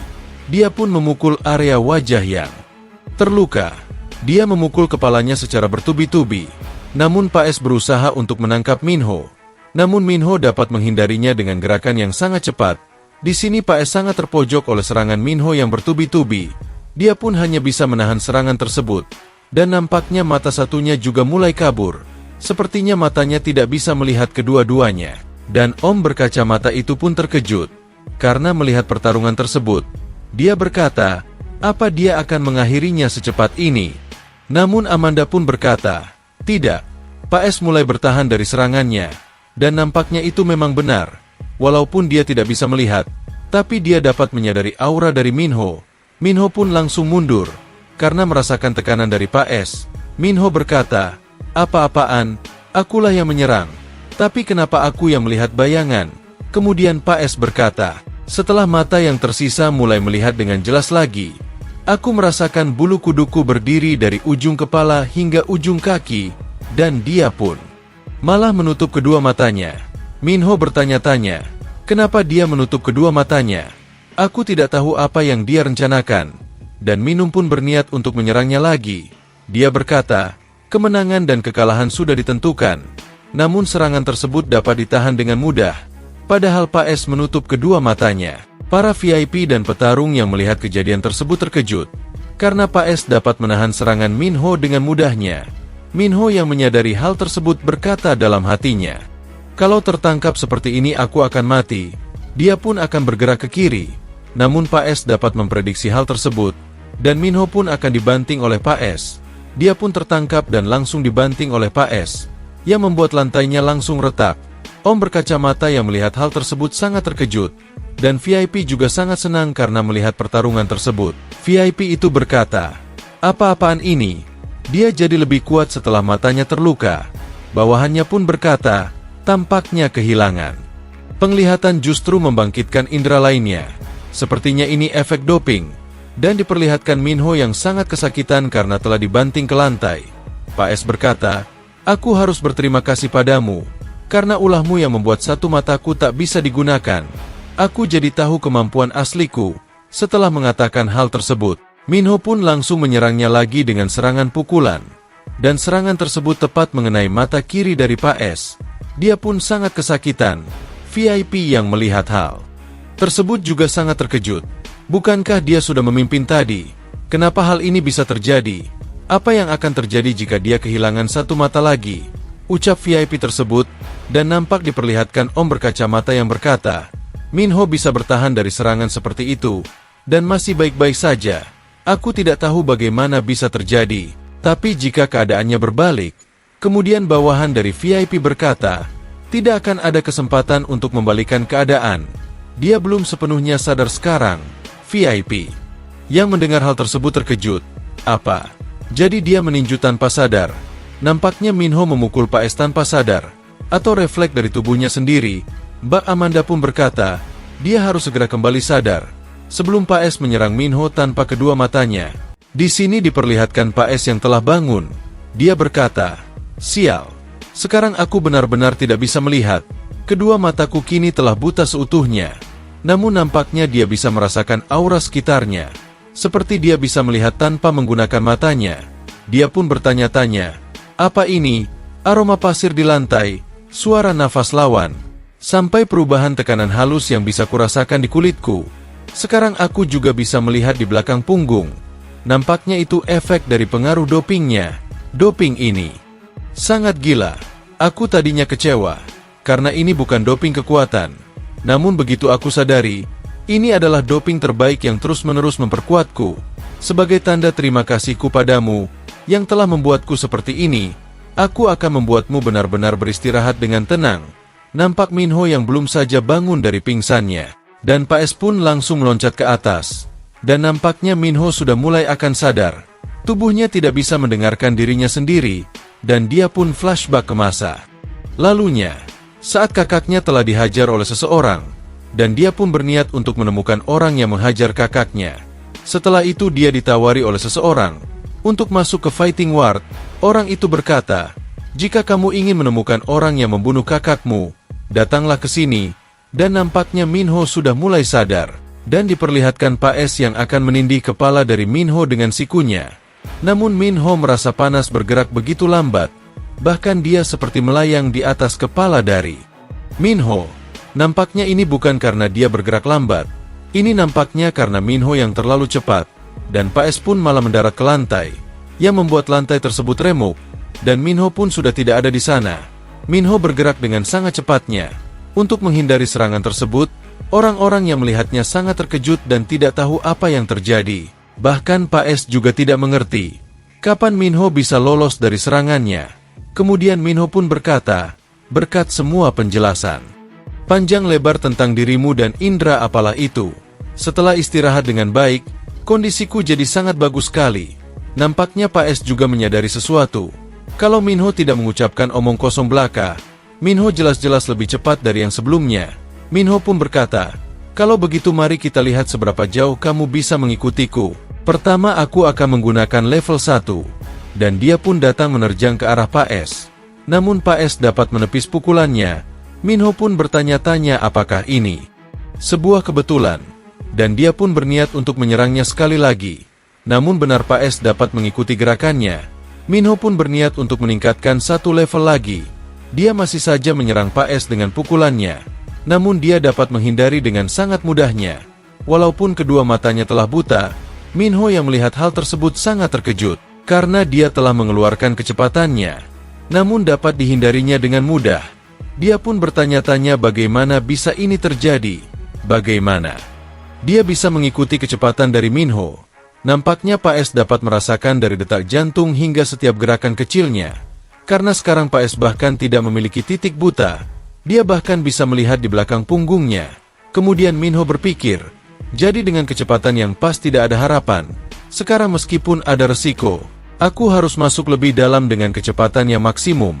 Nampak Minho yang akan mengeluarkan kecepatan maksimumnya. Dia langsung bergerak dengan sangat cepat yang membuat lantai pun remuk karena tekanannya. Dia pun menggunakan jurus pamungkasnya, yaitu Light Strike. Namun dia malah mendapatkan pukulan dari Pak S. Dia pun terjatuh. Namun pas berpikir, kenapa dia terjatuh sendiri tanpa menyerang? Mungkin itu halusinasi dari Minho. Dia berkata dalam hati, "Apa? Aku baik-baik saja. Padahal dia jelas-jelas sudah mematahkan leherku. Apa aku hanya melihat halusinasi lagi?" Kemudian Pak S pun berkata, "Kalau kau terus menyerang, aku pasti akan mematahkan lehermu. Kau benar-benar beruntung bisa selamat dengan jatuh seperti itu." Nampak diperlihatkan Om berkacamata dan para pemain yang sedang ada di bangku penonton. Dia berkata, kecepatan Kim Minho sama sekali tidak berpengaruh. Sepertinya dia bisa merasakan semua serangan yang akan diluncurkan sebelumnya. Namun kini Minho tiba-tiba menggunakan gerakan kakinya. Dia pun bergerak ke kanan dan ke kiri dengan sangat cepat. Om berkacamata pun bertanya-tanya, kenapa tiba-tiba dia tidak menggunakan efek doping dan hanya melakukan gerakan kaki biasa? Apakah dia sudah tidak punya energi lagi untuk menggunakan doping kecepatan?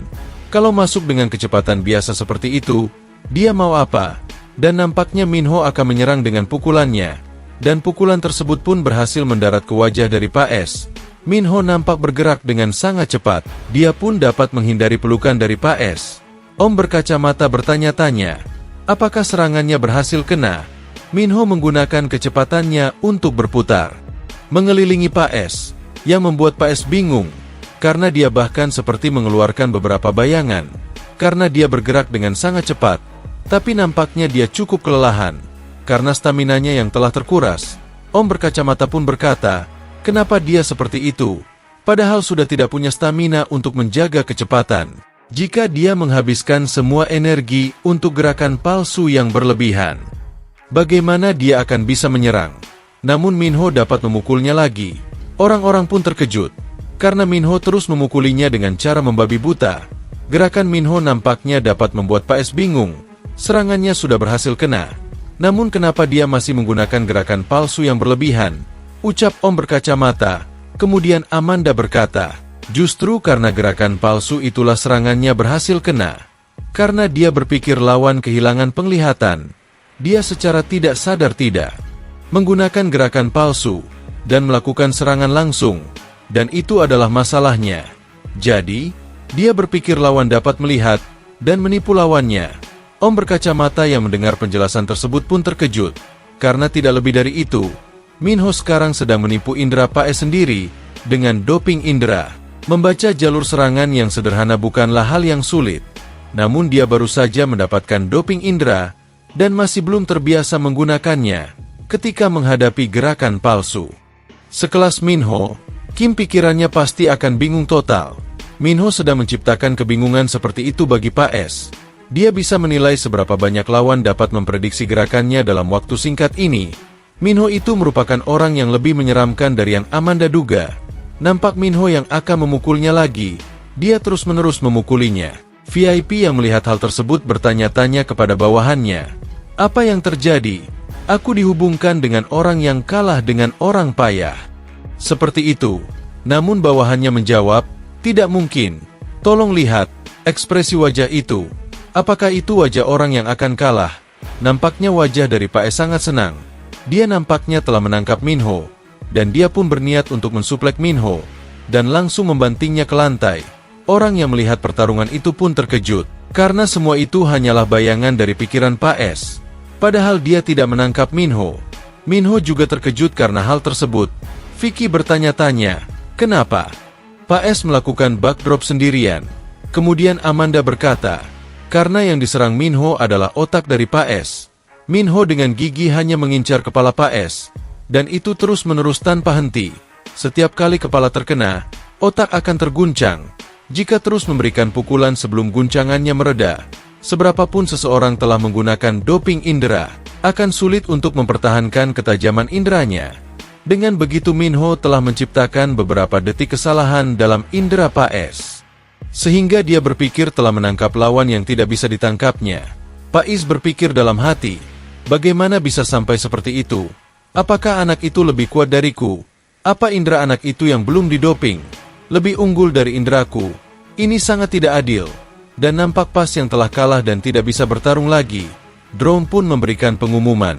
Pak S berada dalam keadaan tak mampu bertarung. Jadi pemenang dalam pertarungan ini adalah Minho, dan Om berkacamata pun senang karena Minho dapat mengalahkannya. VIP yang memasang taruhan kepada Pak S nampaknya sangat marah dan kesal. Minho pun nampaknya sangat kelelahan. Dia pun berkata, "Kakak, terima kasih telah membantuku." Sung Yeon juga melihat pertarungan tersebut. Dia berkata, "Ini bukanlah pertarungan antar manusia. Aku tadinya ingin tahu kenapa para senior tergila-gila." Bawahannya pun berkata, "Bukan hanya pertarungan. Tempat ini bisa mewujudkan semua yang diinginkan oleh para konglomerat. Tentu saja tempat ini bisa memiliki kekuatan untuk mempertahankan uang dan kekuasaan, dari pembunuhan tanpa konsekuensi sampai obat halusinogen yang tidak terdeteksi oleh aparat penegak hukum. Bagi para konglomerat yang tidak bisa mendapatkan kesenangan di tempat lain, tempat ini adalah satu-satunya surga. Karena itu, harga diri yang dipertaruhkan para VIP di tempat ini sungguh luar biasa." Sung Yeon berkata, "Sepertinya aku mengerti mengapa kakak kedua begitu ingin mengalahkan kakak pertama di sini." Bawahannya kembali berkata, "Karena itu, kepala departemen kedua pasti memilih petarungnya dengan sangat hati-hati. Selain itu, ada desa-desus bahwa pencari bakat kepala departemen kedua sangat mengenal tempat ini dan merupakan orang yang sangat kompeten." Kemudian Sung Yeon berkata, "Jadi, itulah sebabnya kita juga bergerak dengan begitu sibuk. Kita juga tidak tahu seberapa hebatnya. Kita akan bisa tahu di ronde berikutnya. Dan nampak Vicky yang akan segera bertarung di ronde ini." Nampak diperlihatkan bos dari Fighting World yang telah menyaksikan pertarungan tersebut. Dia adalah Direktur Fighting World. Bawahan direktur tersebut berkata, "Direktur, semua 16 VVIP telah masuk," dan diperlihatkan bos tersebut yang wajahnya tertutup oleh perban seperti mumi. Dia berkata, "Dengan kehadiran telah mencapai 100%. Sepertinya kita akan bisa mencapai sesuatu tahun ini." Direktur tersebut berkata, "Apa ada hasilnya?" Bawahannya pun menjawab, "Peningkatan kesadaran sensorik tahap kedua terdeteksi untuk pertama kalinya, dan ditemukan bahwa indeks efek jangka panjang juga berkurang hampir 20%. Tetapi, efek regenerasi yang kami targetkan tidak muncul dalam doping apapun." Direktur bertanya apakah ini gagal, namun bawahannya pun berkata tidak. "Saat doping mencapai efek maksimumnya, Anda akan melihat hasilnya nanti. Terlebih, kali ini, efek dopingnya telah muncul untuk pertama kalinya. Saya rasa hasil tesnya mungkin akan memberikan kita beberapa petunjuk tentang bagaimana cara meregenerasinya." Direktur berkata, "Maksudmu efek penguatan kulit itu ya? Kapan aku bisa mengeceknya?" Nampaknya sebentar lagi direktur tersebut bisa mengeceknya, karena petarung selanjutnya di arena utama adalah KAI, dan diperlihatkan KAI yang sedang berada di ruangannya. Dia adalah musuh dari Vicky, dan Vicky pun sedang bersiap-siap dan melakukan pemanasan dengan Om berkacamata. Om itu berkata, "Kalau menurutmu itu akan sulit, menyerah sajalah." Namun Vicky berkata, "Itu tidak akan terjadi, dan itu juga tidak boleh terjadi." Om itu bertanya, "Apa kau tidak takut? Bagaimana bisa kau tidak terlihat gugup sama sekali?" Dan nampaknya Vicky tidak sama sekali gugup, dan Om berkacamata itu pun berpikir kalau Vicky itu memang aneh, dan drone pun memberikan pengumumannya kalau pertandingannya akan segera dimulai, dan Vicky diharapkan masuk ke arena. Vicky pun berniat untuk masuk ke arena. Dia berpikir, "Sejak kapan ya aku berhenti merasakan takut? Dari aku masih sangat kecil, aku telah mengalami banyak insiden yang membuat orang berpikir dua kali. Bahkan di situasi di mana itu tidak akan aneh kalau aku mati." Vicky telah melewati berbagai macam kejadian yang membuat dirinya akan mati. Namun Vicky selalu selamat. Saat pertama kali, Vicky sangat terkejut sampai dia menangis. Setelah mengalami hal itu selama beberapa tahun, Vicky dalam situasi berbahaya apapun, dia tidak peduli dengan apapun sekarang. Ada banyak perundung yang mengganggunya karena dia tidak takut. Bahkan perundung tersebut pun kesal karena Vicky tidak merasakan takut sama sekali. Karena apapun yang terjadi pada diri Vicky, dia sama sekali tidak merasakan takut. Bahkan ketika dia dipukul oleh seseorang dan sampai berdarah-darah, dia bahkan hanya diam dan tidak merasakan takut sama sekali. Malah orang tersebutlah yang lebih ketakutan. Satu hal yang membuat Vicky takut saat ini adalah hanyalah keamanan keluarganya, karena bukan lawan seperti itu yang ingin dihadapi. Kemudian nampak diperlihatkan KAI yang sudah memasuki arena. Dia nampaknya cukup tangguh dan kuat, dan nampak diperlihatkan Pak Burhan dan Pak Kim, yang sedang melihat di ruangan VIP. Mereka pun hanya melihat. Pak Burhan berkata, ini masih permulaan. Doping seperti apa yang digunakan oleh KAI? Ini pertama kalinya Pak Kim melihat doping penguatan kulit. Pak Burhan bertanya, memangnya itu akan membantu dalam pertarungan? Pak Kim berkata, sepertinya itu terlalu banyak membantu, karena lawannya baru saja mengalami robekan pada kulit dan otot di sekujur tubuhnya. Kemudian Pak Burhan bertanya, kulitnya diperkuat, tapi kenapa tubuhnya mengalami robekan? Pak Kim pun menjelaskan, kulit yang diperkuat itu sangat kuat yang tidak bisa dilukai dengan kekuatan manusia. Itu sangat keras dan padat, ya meskipun hanya gesekan mengenai ke kulit lawan, itu akan melukai lawannya. Dan mereka bilang bahkan ototnya akan robek juga. Dia juga menerima banyak perhatian dari VIP biasa sebagai fighter untuk dipertaruhkan. Pak Burhan berkata, lalu bagaimana cara kita mengalahkannya? Aku bahkan menguatkan kulitku dengan latihan Leadway. Jadi apa benar memilih Vicky daripada KAI? Pak Kim pun sudah menduga semua taruhan akan menuju ke KAI, dan Vicky hanya mendapatkan 0. Namun tiba-tiba ada seseorang yang menaruh taruhannya kepada Vicky senilai 100 juta. Pak Kim yang melihat hal tersebut pun terkejut. Apa akan ada orang lain yang menaruh uang mereka di Vicky seperti kita? Karena sekarang jadi 100 juta. Pak Burhan pun bertanya-tanya siapa yang menaruh taruhan tersebut. Dan nampaknya yang menaruh taruhan tersebut adalah Sung Yeon. Diperlihatkan dia yang sedang berada di ruangan VIP-nya. Bawahannya bertanya, apa ini akan baik-baik saja? Kemudian, Sung Yeon pun berkata, resiko tinggi akan menghasilkan cuan yang tinggi juga. Aku hanya mengikuti instingku. Sekarang aku tidak bisa mengejar kedua saudaraku karena terlalu banyak rintangan. Mari kita lihat saja. Ini benar-benar resiko yang tinggi. Apakah Vicky dapat mengalahkan KAI? Dan nampak diperlihatkan, Vicky dan KAI yang sedang berhadapan. Pertarungannya pun sepertinya akan segera dimulai. Dan pertarungan tersebut pun telah dimulai. Vicky memulai dengan kuda-kudanya. Dia berkata dalam hati, bagaimanapun caranya aku harus menang mengalahkan orang itu. KAI yang melihatnya hanya terdiam. Dia bahkan tidak merasa terancam oleh kehadiran Vicky. Kemudian Vicky pun berkata dalam hatinya, dia benar-benar tidak siap untuk pertarungan ini. Dan Vicky pun bertanya, apa kau akan bertarung denganku atau tidak? KAI menjawab, aku ini petarung bukan pembuli. Vicky yang mendengarkan jawaban tersebut sangat marah, karena sepertinya dia diremehkan, dan nampaknya KAI hanya akan menggunakan 10% kekuatannya. Dia pun akan memastikan Vicky tidak akan bisa bangkit lagi. Dia pun langsung ditendang oleh KAI dengan sangat keras, yang membuat dia kesakitan. Pak Burhan dan Pak Kim hanya terkejut, karena petarungnya dihajar seperti itu. Baru satu pukulan, dia sudah menderita seperti itu. Apa ini bukan permainan yang sudah berakhir? Om berkacamata pun berkata, memang lebih baik untuk menyerah. Namun nampaknya Minho menyadari sesuatu.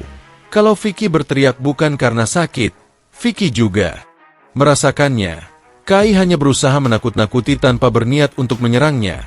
Om-om itu berkata, apakah KAI sengaja melakukan itu untuk menyelamatkan Vicky? Nampaknya KAI hanya merasakan malu, karena dia mungkin berpikir bahwa bertarung dengan serius melawan seseorang seperti Vicky yang masih SMA akan merusak reputasinya.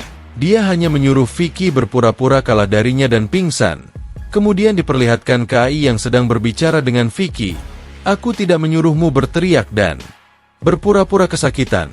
Tapi kau harusnya hanya berpura-pura pingsan saja. Berpura-pura kesakitan tidak akan mengubah apapun. Aku akan memberimu kesempatan lagi jadi kali ini hanya. Namun Vicky langsung memotong perkataan tersebut.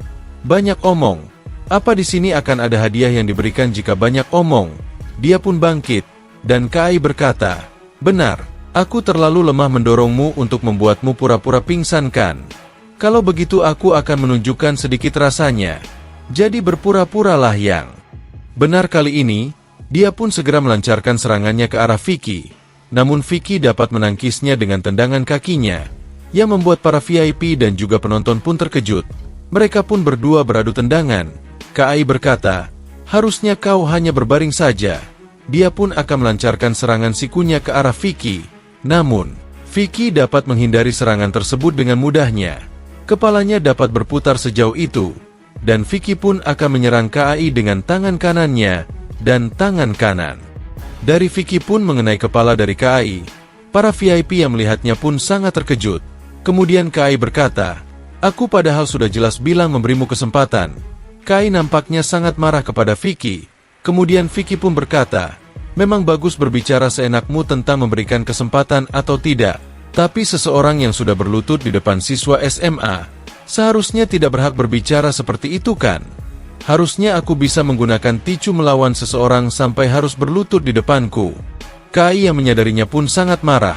Dia berkata, "Kalau sampai berpura-pura pingsan saja tidak bisa, mau bagaimana lagi?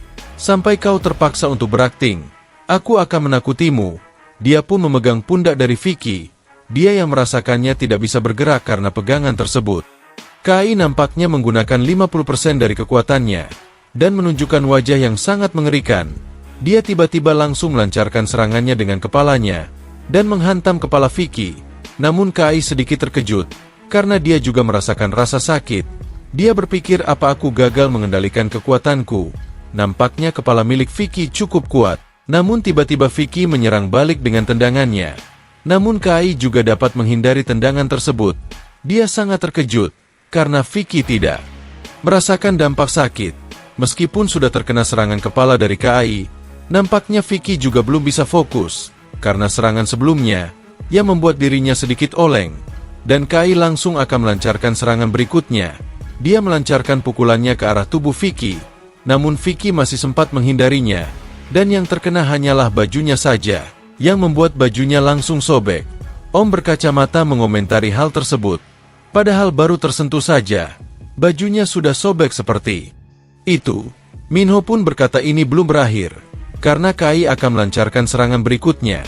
Dia pun langsung menyerang dengan lututnya ke arah perut dari Vicky, yang membuat Vicky kesakitan, dan kemudian dilanjutkan dengan serangan sikunya, yang mengarah tepat ke kepala belakang dari Vicky.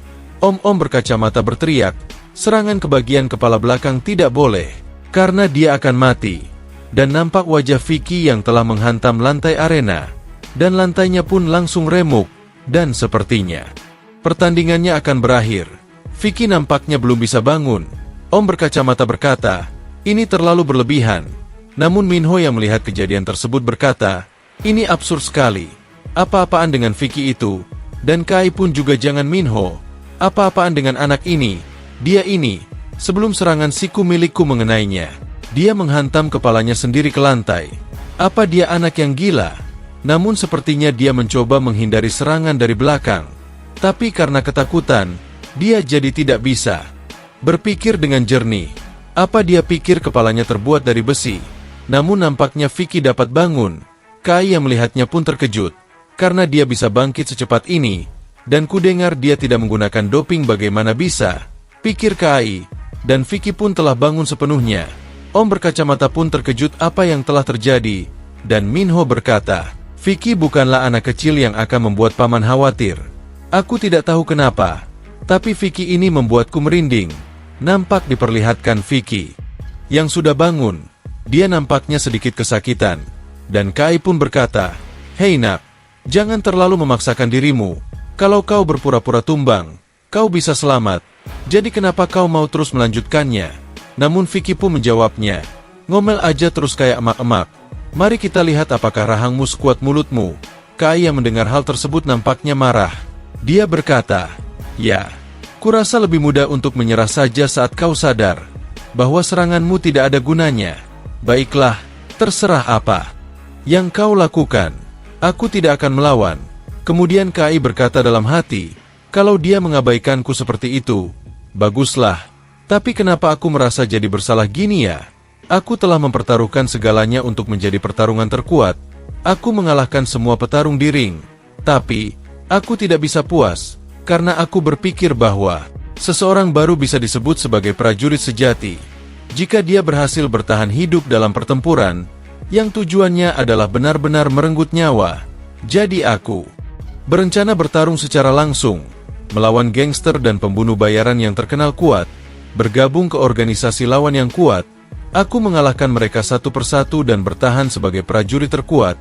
Apa dia pikir aku akan bertarung serius melawan anak SMA seperti ini? Kemudian kami berkata kepada Vicky, serang saja sesukamu. Itu tidak ada gunanya. Nampak Vicky yang akan melancarkan serangannya. dan serangan tersebut pun tepat mengenai perut dari Kai. Para penonton yang melihat hal tersebut terkejut, karena Kai tidak bergeming sama sekali. Dia kembali berkata, "Bukankah saudaraku bilang padamu, itu tidak akan berguna? Apa yang bisa anak SMA sepertimu lakukan? Kau tidak akan bisa." Namun tiba-tiba Kayak merasakan rasa sakit. Setelah mendapatkan pukulan berikutnya, dia pun sangat terkejut, karena pukulannya dapat membuat dirinya merasakan rasa sakit. Dia pun bahkan menahan serangan tendangan dari Vicky. Padahal sebelumnya dia berkata untuk menyerang sesukamu, dan Kai pun akan membalas serangan dari Vicky. Dia pun berpikir kalau dia harus menghindari serangan tersebut. Namun dia hanya mendapatkan serangan di bagian dadanya, dan itu hanya menggores kulit dan bajunya. Vicky berpikir kalau dia merasa sudah menghindarinya, karena dia sudah membuat jarak. Namun kenapa Kai dapat mengenainya? Vicky pun mundur ke belakang dan berlutut. Kemudian Kai berkata, "Berapa banyak kesempatan yang kuberikan padamu?" Namun Vicky hanya tertawa. Kai pun bertanya, "Apa yang kau tertawakan?" Vicky menjawabnya, "Apakah lupa apa yang kau katakan padaku sebelumnya?" Vicky pun langsung merobek seluruh bajunya, dan nampak diperlihatkan tubuh dari Vicky yang memiliki otot yang sangat luar biasa. Para penonton pun terkejut. Vicky berkata, "Bukankah kau bilang dengan jelas kau tidak akan melawan?" Kai pun mengakui hal tersebut. Dia berkata, "Kau lebih dari sekedar anak kecil yang mereka manfaatkan. Tapi ingat ini baik-baik, ini semua pilihanmu." Dan Kai pun sepertinya akan mulai serius. Vicky yang melihat hal tersebut cukup terkejut, karena Kai akan menggunakan 100% kekuatannya. Vicky yang melihat hal tersebut hanya tertawa. Om berkacamata itu pun terkejut. Kenapa di saat seperti ini dia malah tersenyum? Apakah dia sudah gila? Kemudian Amanda pun berkata, "Tidak, dia sebenarnya sangat senang saat ini." Om-om itu pun bertanya-tanya, "Senang?" Meskipun dia menghadapi sebuah monster yang telah bertekad untuk berusaha semaksimal mungkin. Amanda melanjutkan perkataannya, "Itu karena dia merasa dia akhirnya diakui oleh lawan yang kuat." Om berkacamata itu pun terkejut. Siapa yang akan berpikir seperti itu dalam situasi hidup dan mati seperti ini? Nampaknya Amanda juga sama. Ketika dia diabaikan oleh para petarung yang meremehkannya hanya karena dia seorang wanita. Dan melihat mereka menjadi serius ketika bertarung denganku, hatiku berdetak dengan kesenangan tanpa aku sadari. Namun Om berkacamata berkata, hei tenanglah, kenapa kau tertawa juga? Ini bukan waktunya untuk memikirkan itu." Kemudian Minho berkata, "Aku tahu rasa senangnya dengan sangat baik, ketika aku masih kecil dan lemah, dan tidak mendapat pengakuan untuk hal yang kulakukan. Satu-satunya momen yang membuatku merasa hidup, adalah mata lawan yang mulai mengakuiku." Jadi orang itu juga memang seorang petarung sejati, dan diperlihatkan Vicky yang akan menghadapi Kai. Kai apanya mengeluarkan aura yang sangat mengerikan, dan Vicky pun akan berniat menyerang duluan. Dia langsung berlari ke arah Kai, dan mengarahkan pukulannya. Namun pukulannya dapat ditangkis dengan mudahnya, dan pukulan tersebut menimbulkan dentuman yang cukup besar. Dengan level kekuatan ini, bahkan Kai pasti terkejut. Vicky pun berkata dalam hatinya, "Kalau kulitnya seperti beton." Kai berkata, "Kita lihat apakah dapat menghalangi ini." Dia pun langsung memukul ke arah Vicky, yang membuat dia terlempar ke lantai dengan sangat keras, yang membuat lantai tersebut retak. Vicky pun merasakan kesakitan, dan dampak dentumannya bergetar sampai ke arah penonton. Kekuatannya tidak dapat dibandingkan. Kai berniat untuk menendang Vicky dengan lututnya, namun Vicky dapat menghindari hal tersebut. Kaki milik Kai pun sampai menimbulkan efek yang cukup mengerikan. Vicky beruntung dapat menghindari serangan tersebut, namun Minho berpikir, dia tidak sepenuhnya menghindarinya.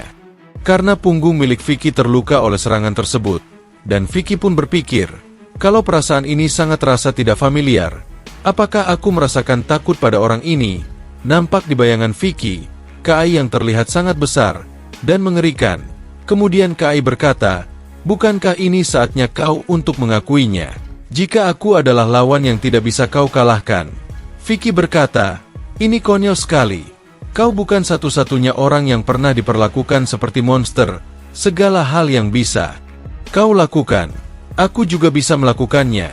Vicky pun langsung melompat ke arah Kai, dan melancarkan serangan sikunya. Namun Kai dapat menghindarinya dengan mudah, dan Kai pun berkata, "Sekarang giliranku." Nampaknya Kaia akan menggunakan serangan kepalanya lagi. Namun Vicky masih berpikir, semua hal yang bisa kau lakukan, bisa aku lakukan juga. Dia juga menggunakan kepalanya ke arah Kai, dan mereka berdua beradu kepala. Namun nampaknya Vicky di sini merasakan kesakitan. Dia pun jatuh ke lantai. Kai berkata, pertandingannya telah selesai. Tidak ada satupun dari seranganmu yang menunjukkan kemampuanmu yang sebenarnya. Kau hanya terburu-buru menggunakan kekuatan fisik dengan mentah. Vicky pun hanya tersenyum, yang membuat Kai terkejut. Kai berkata, baiklah, jika kau tidak akan mengakhiri ini dengan sendirinya, aku yang akan mengakhirinya. Nampak diperlihatkan otot-otot dari kayu yang mengeluarkan cahaya kebiruan. Itu adalah efek dari dopingnya. Namun Vicky pun nampaknya akan benar-benar mengeluarkan seluruh kekuatannya untuk mengalahkan Kai. Dan chapter kali ini pun bersambung ya guys. Nantikan kelanjutan ceritanya hanya di Dowell Anime. Terima kasih yang sudah bantu support dengan like, comment, subscribe, dan jangan lupa bunyikan loncengnya agar mendapatkan notifikasi updatean terbaru. Mimin ucapkan terima kasih banyak. Mudah-mudahan diberikan rezeki yang berlimpah. Terima kasih.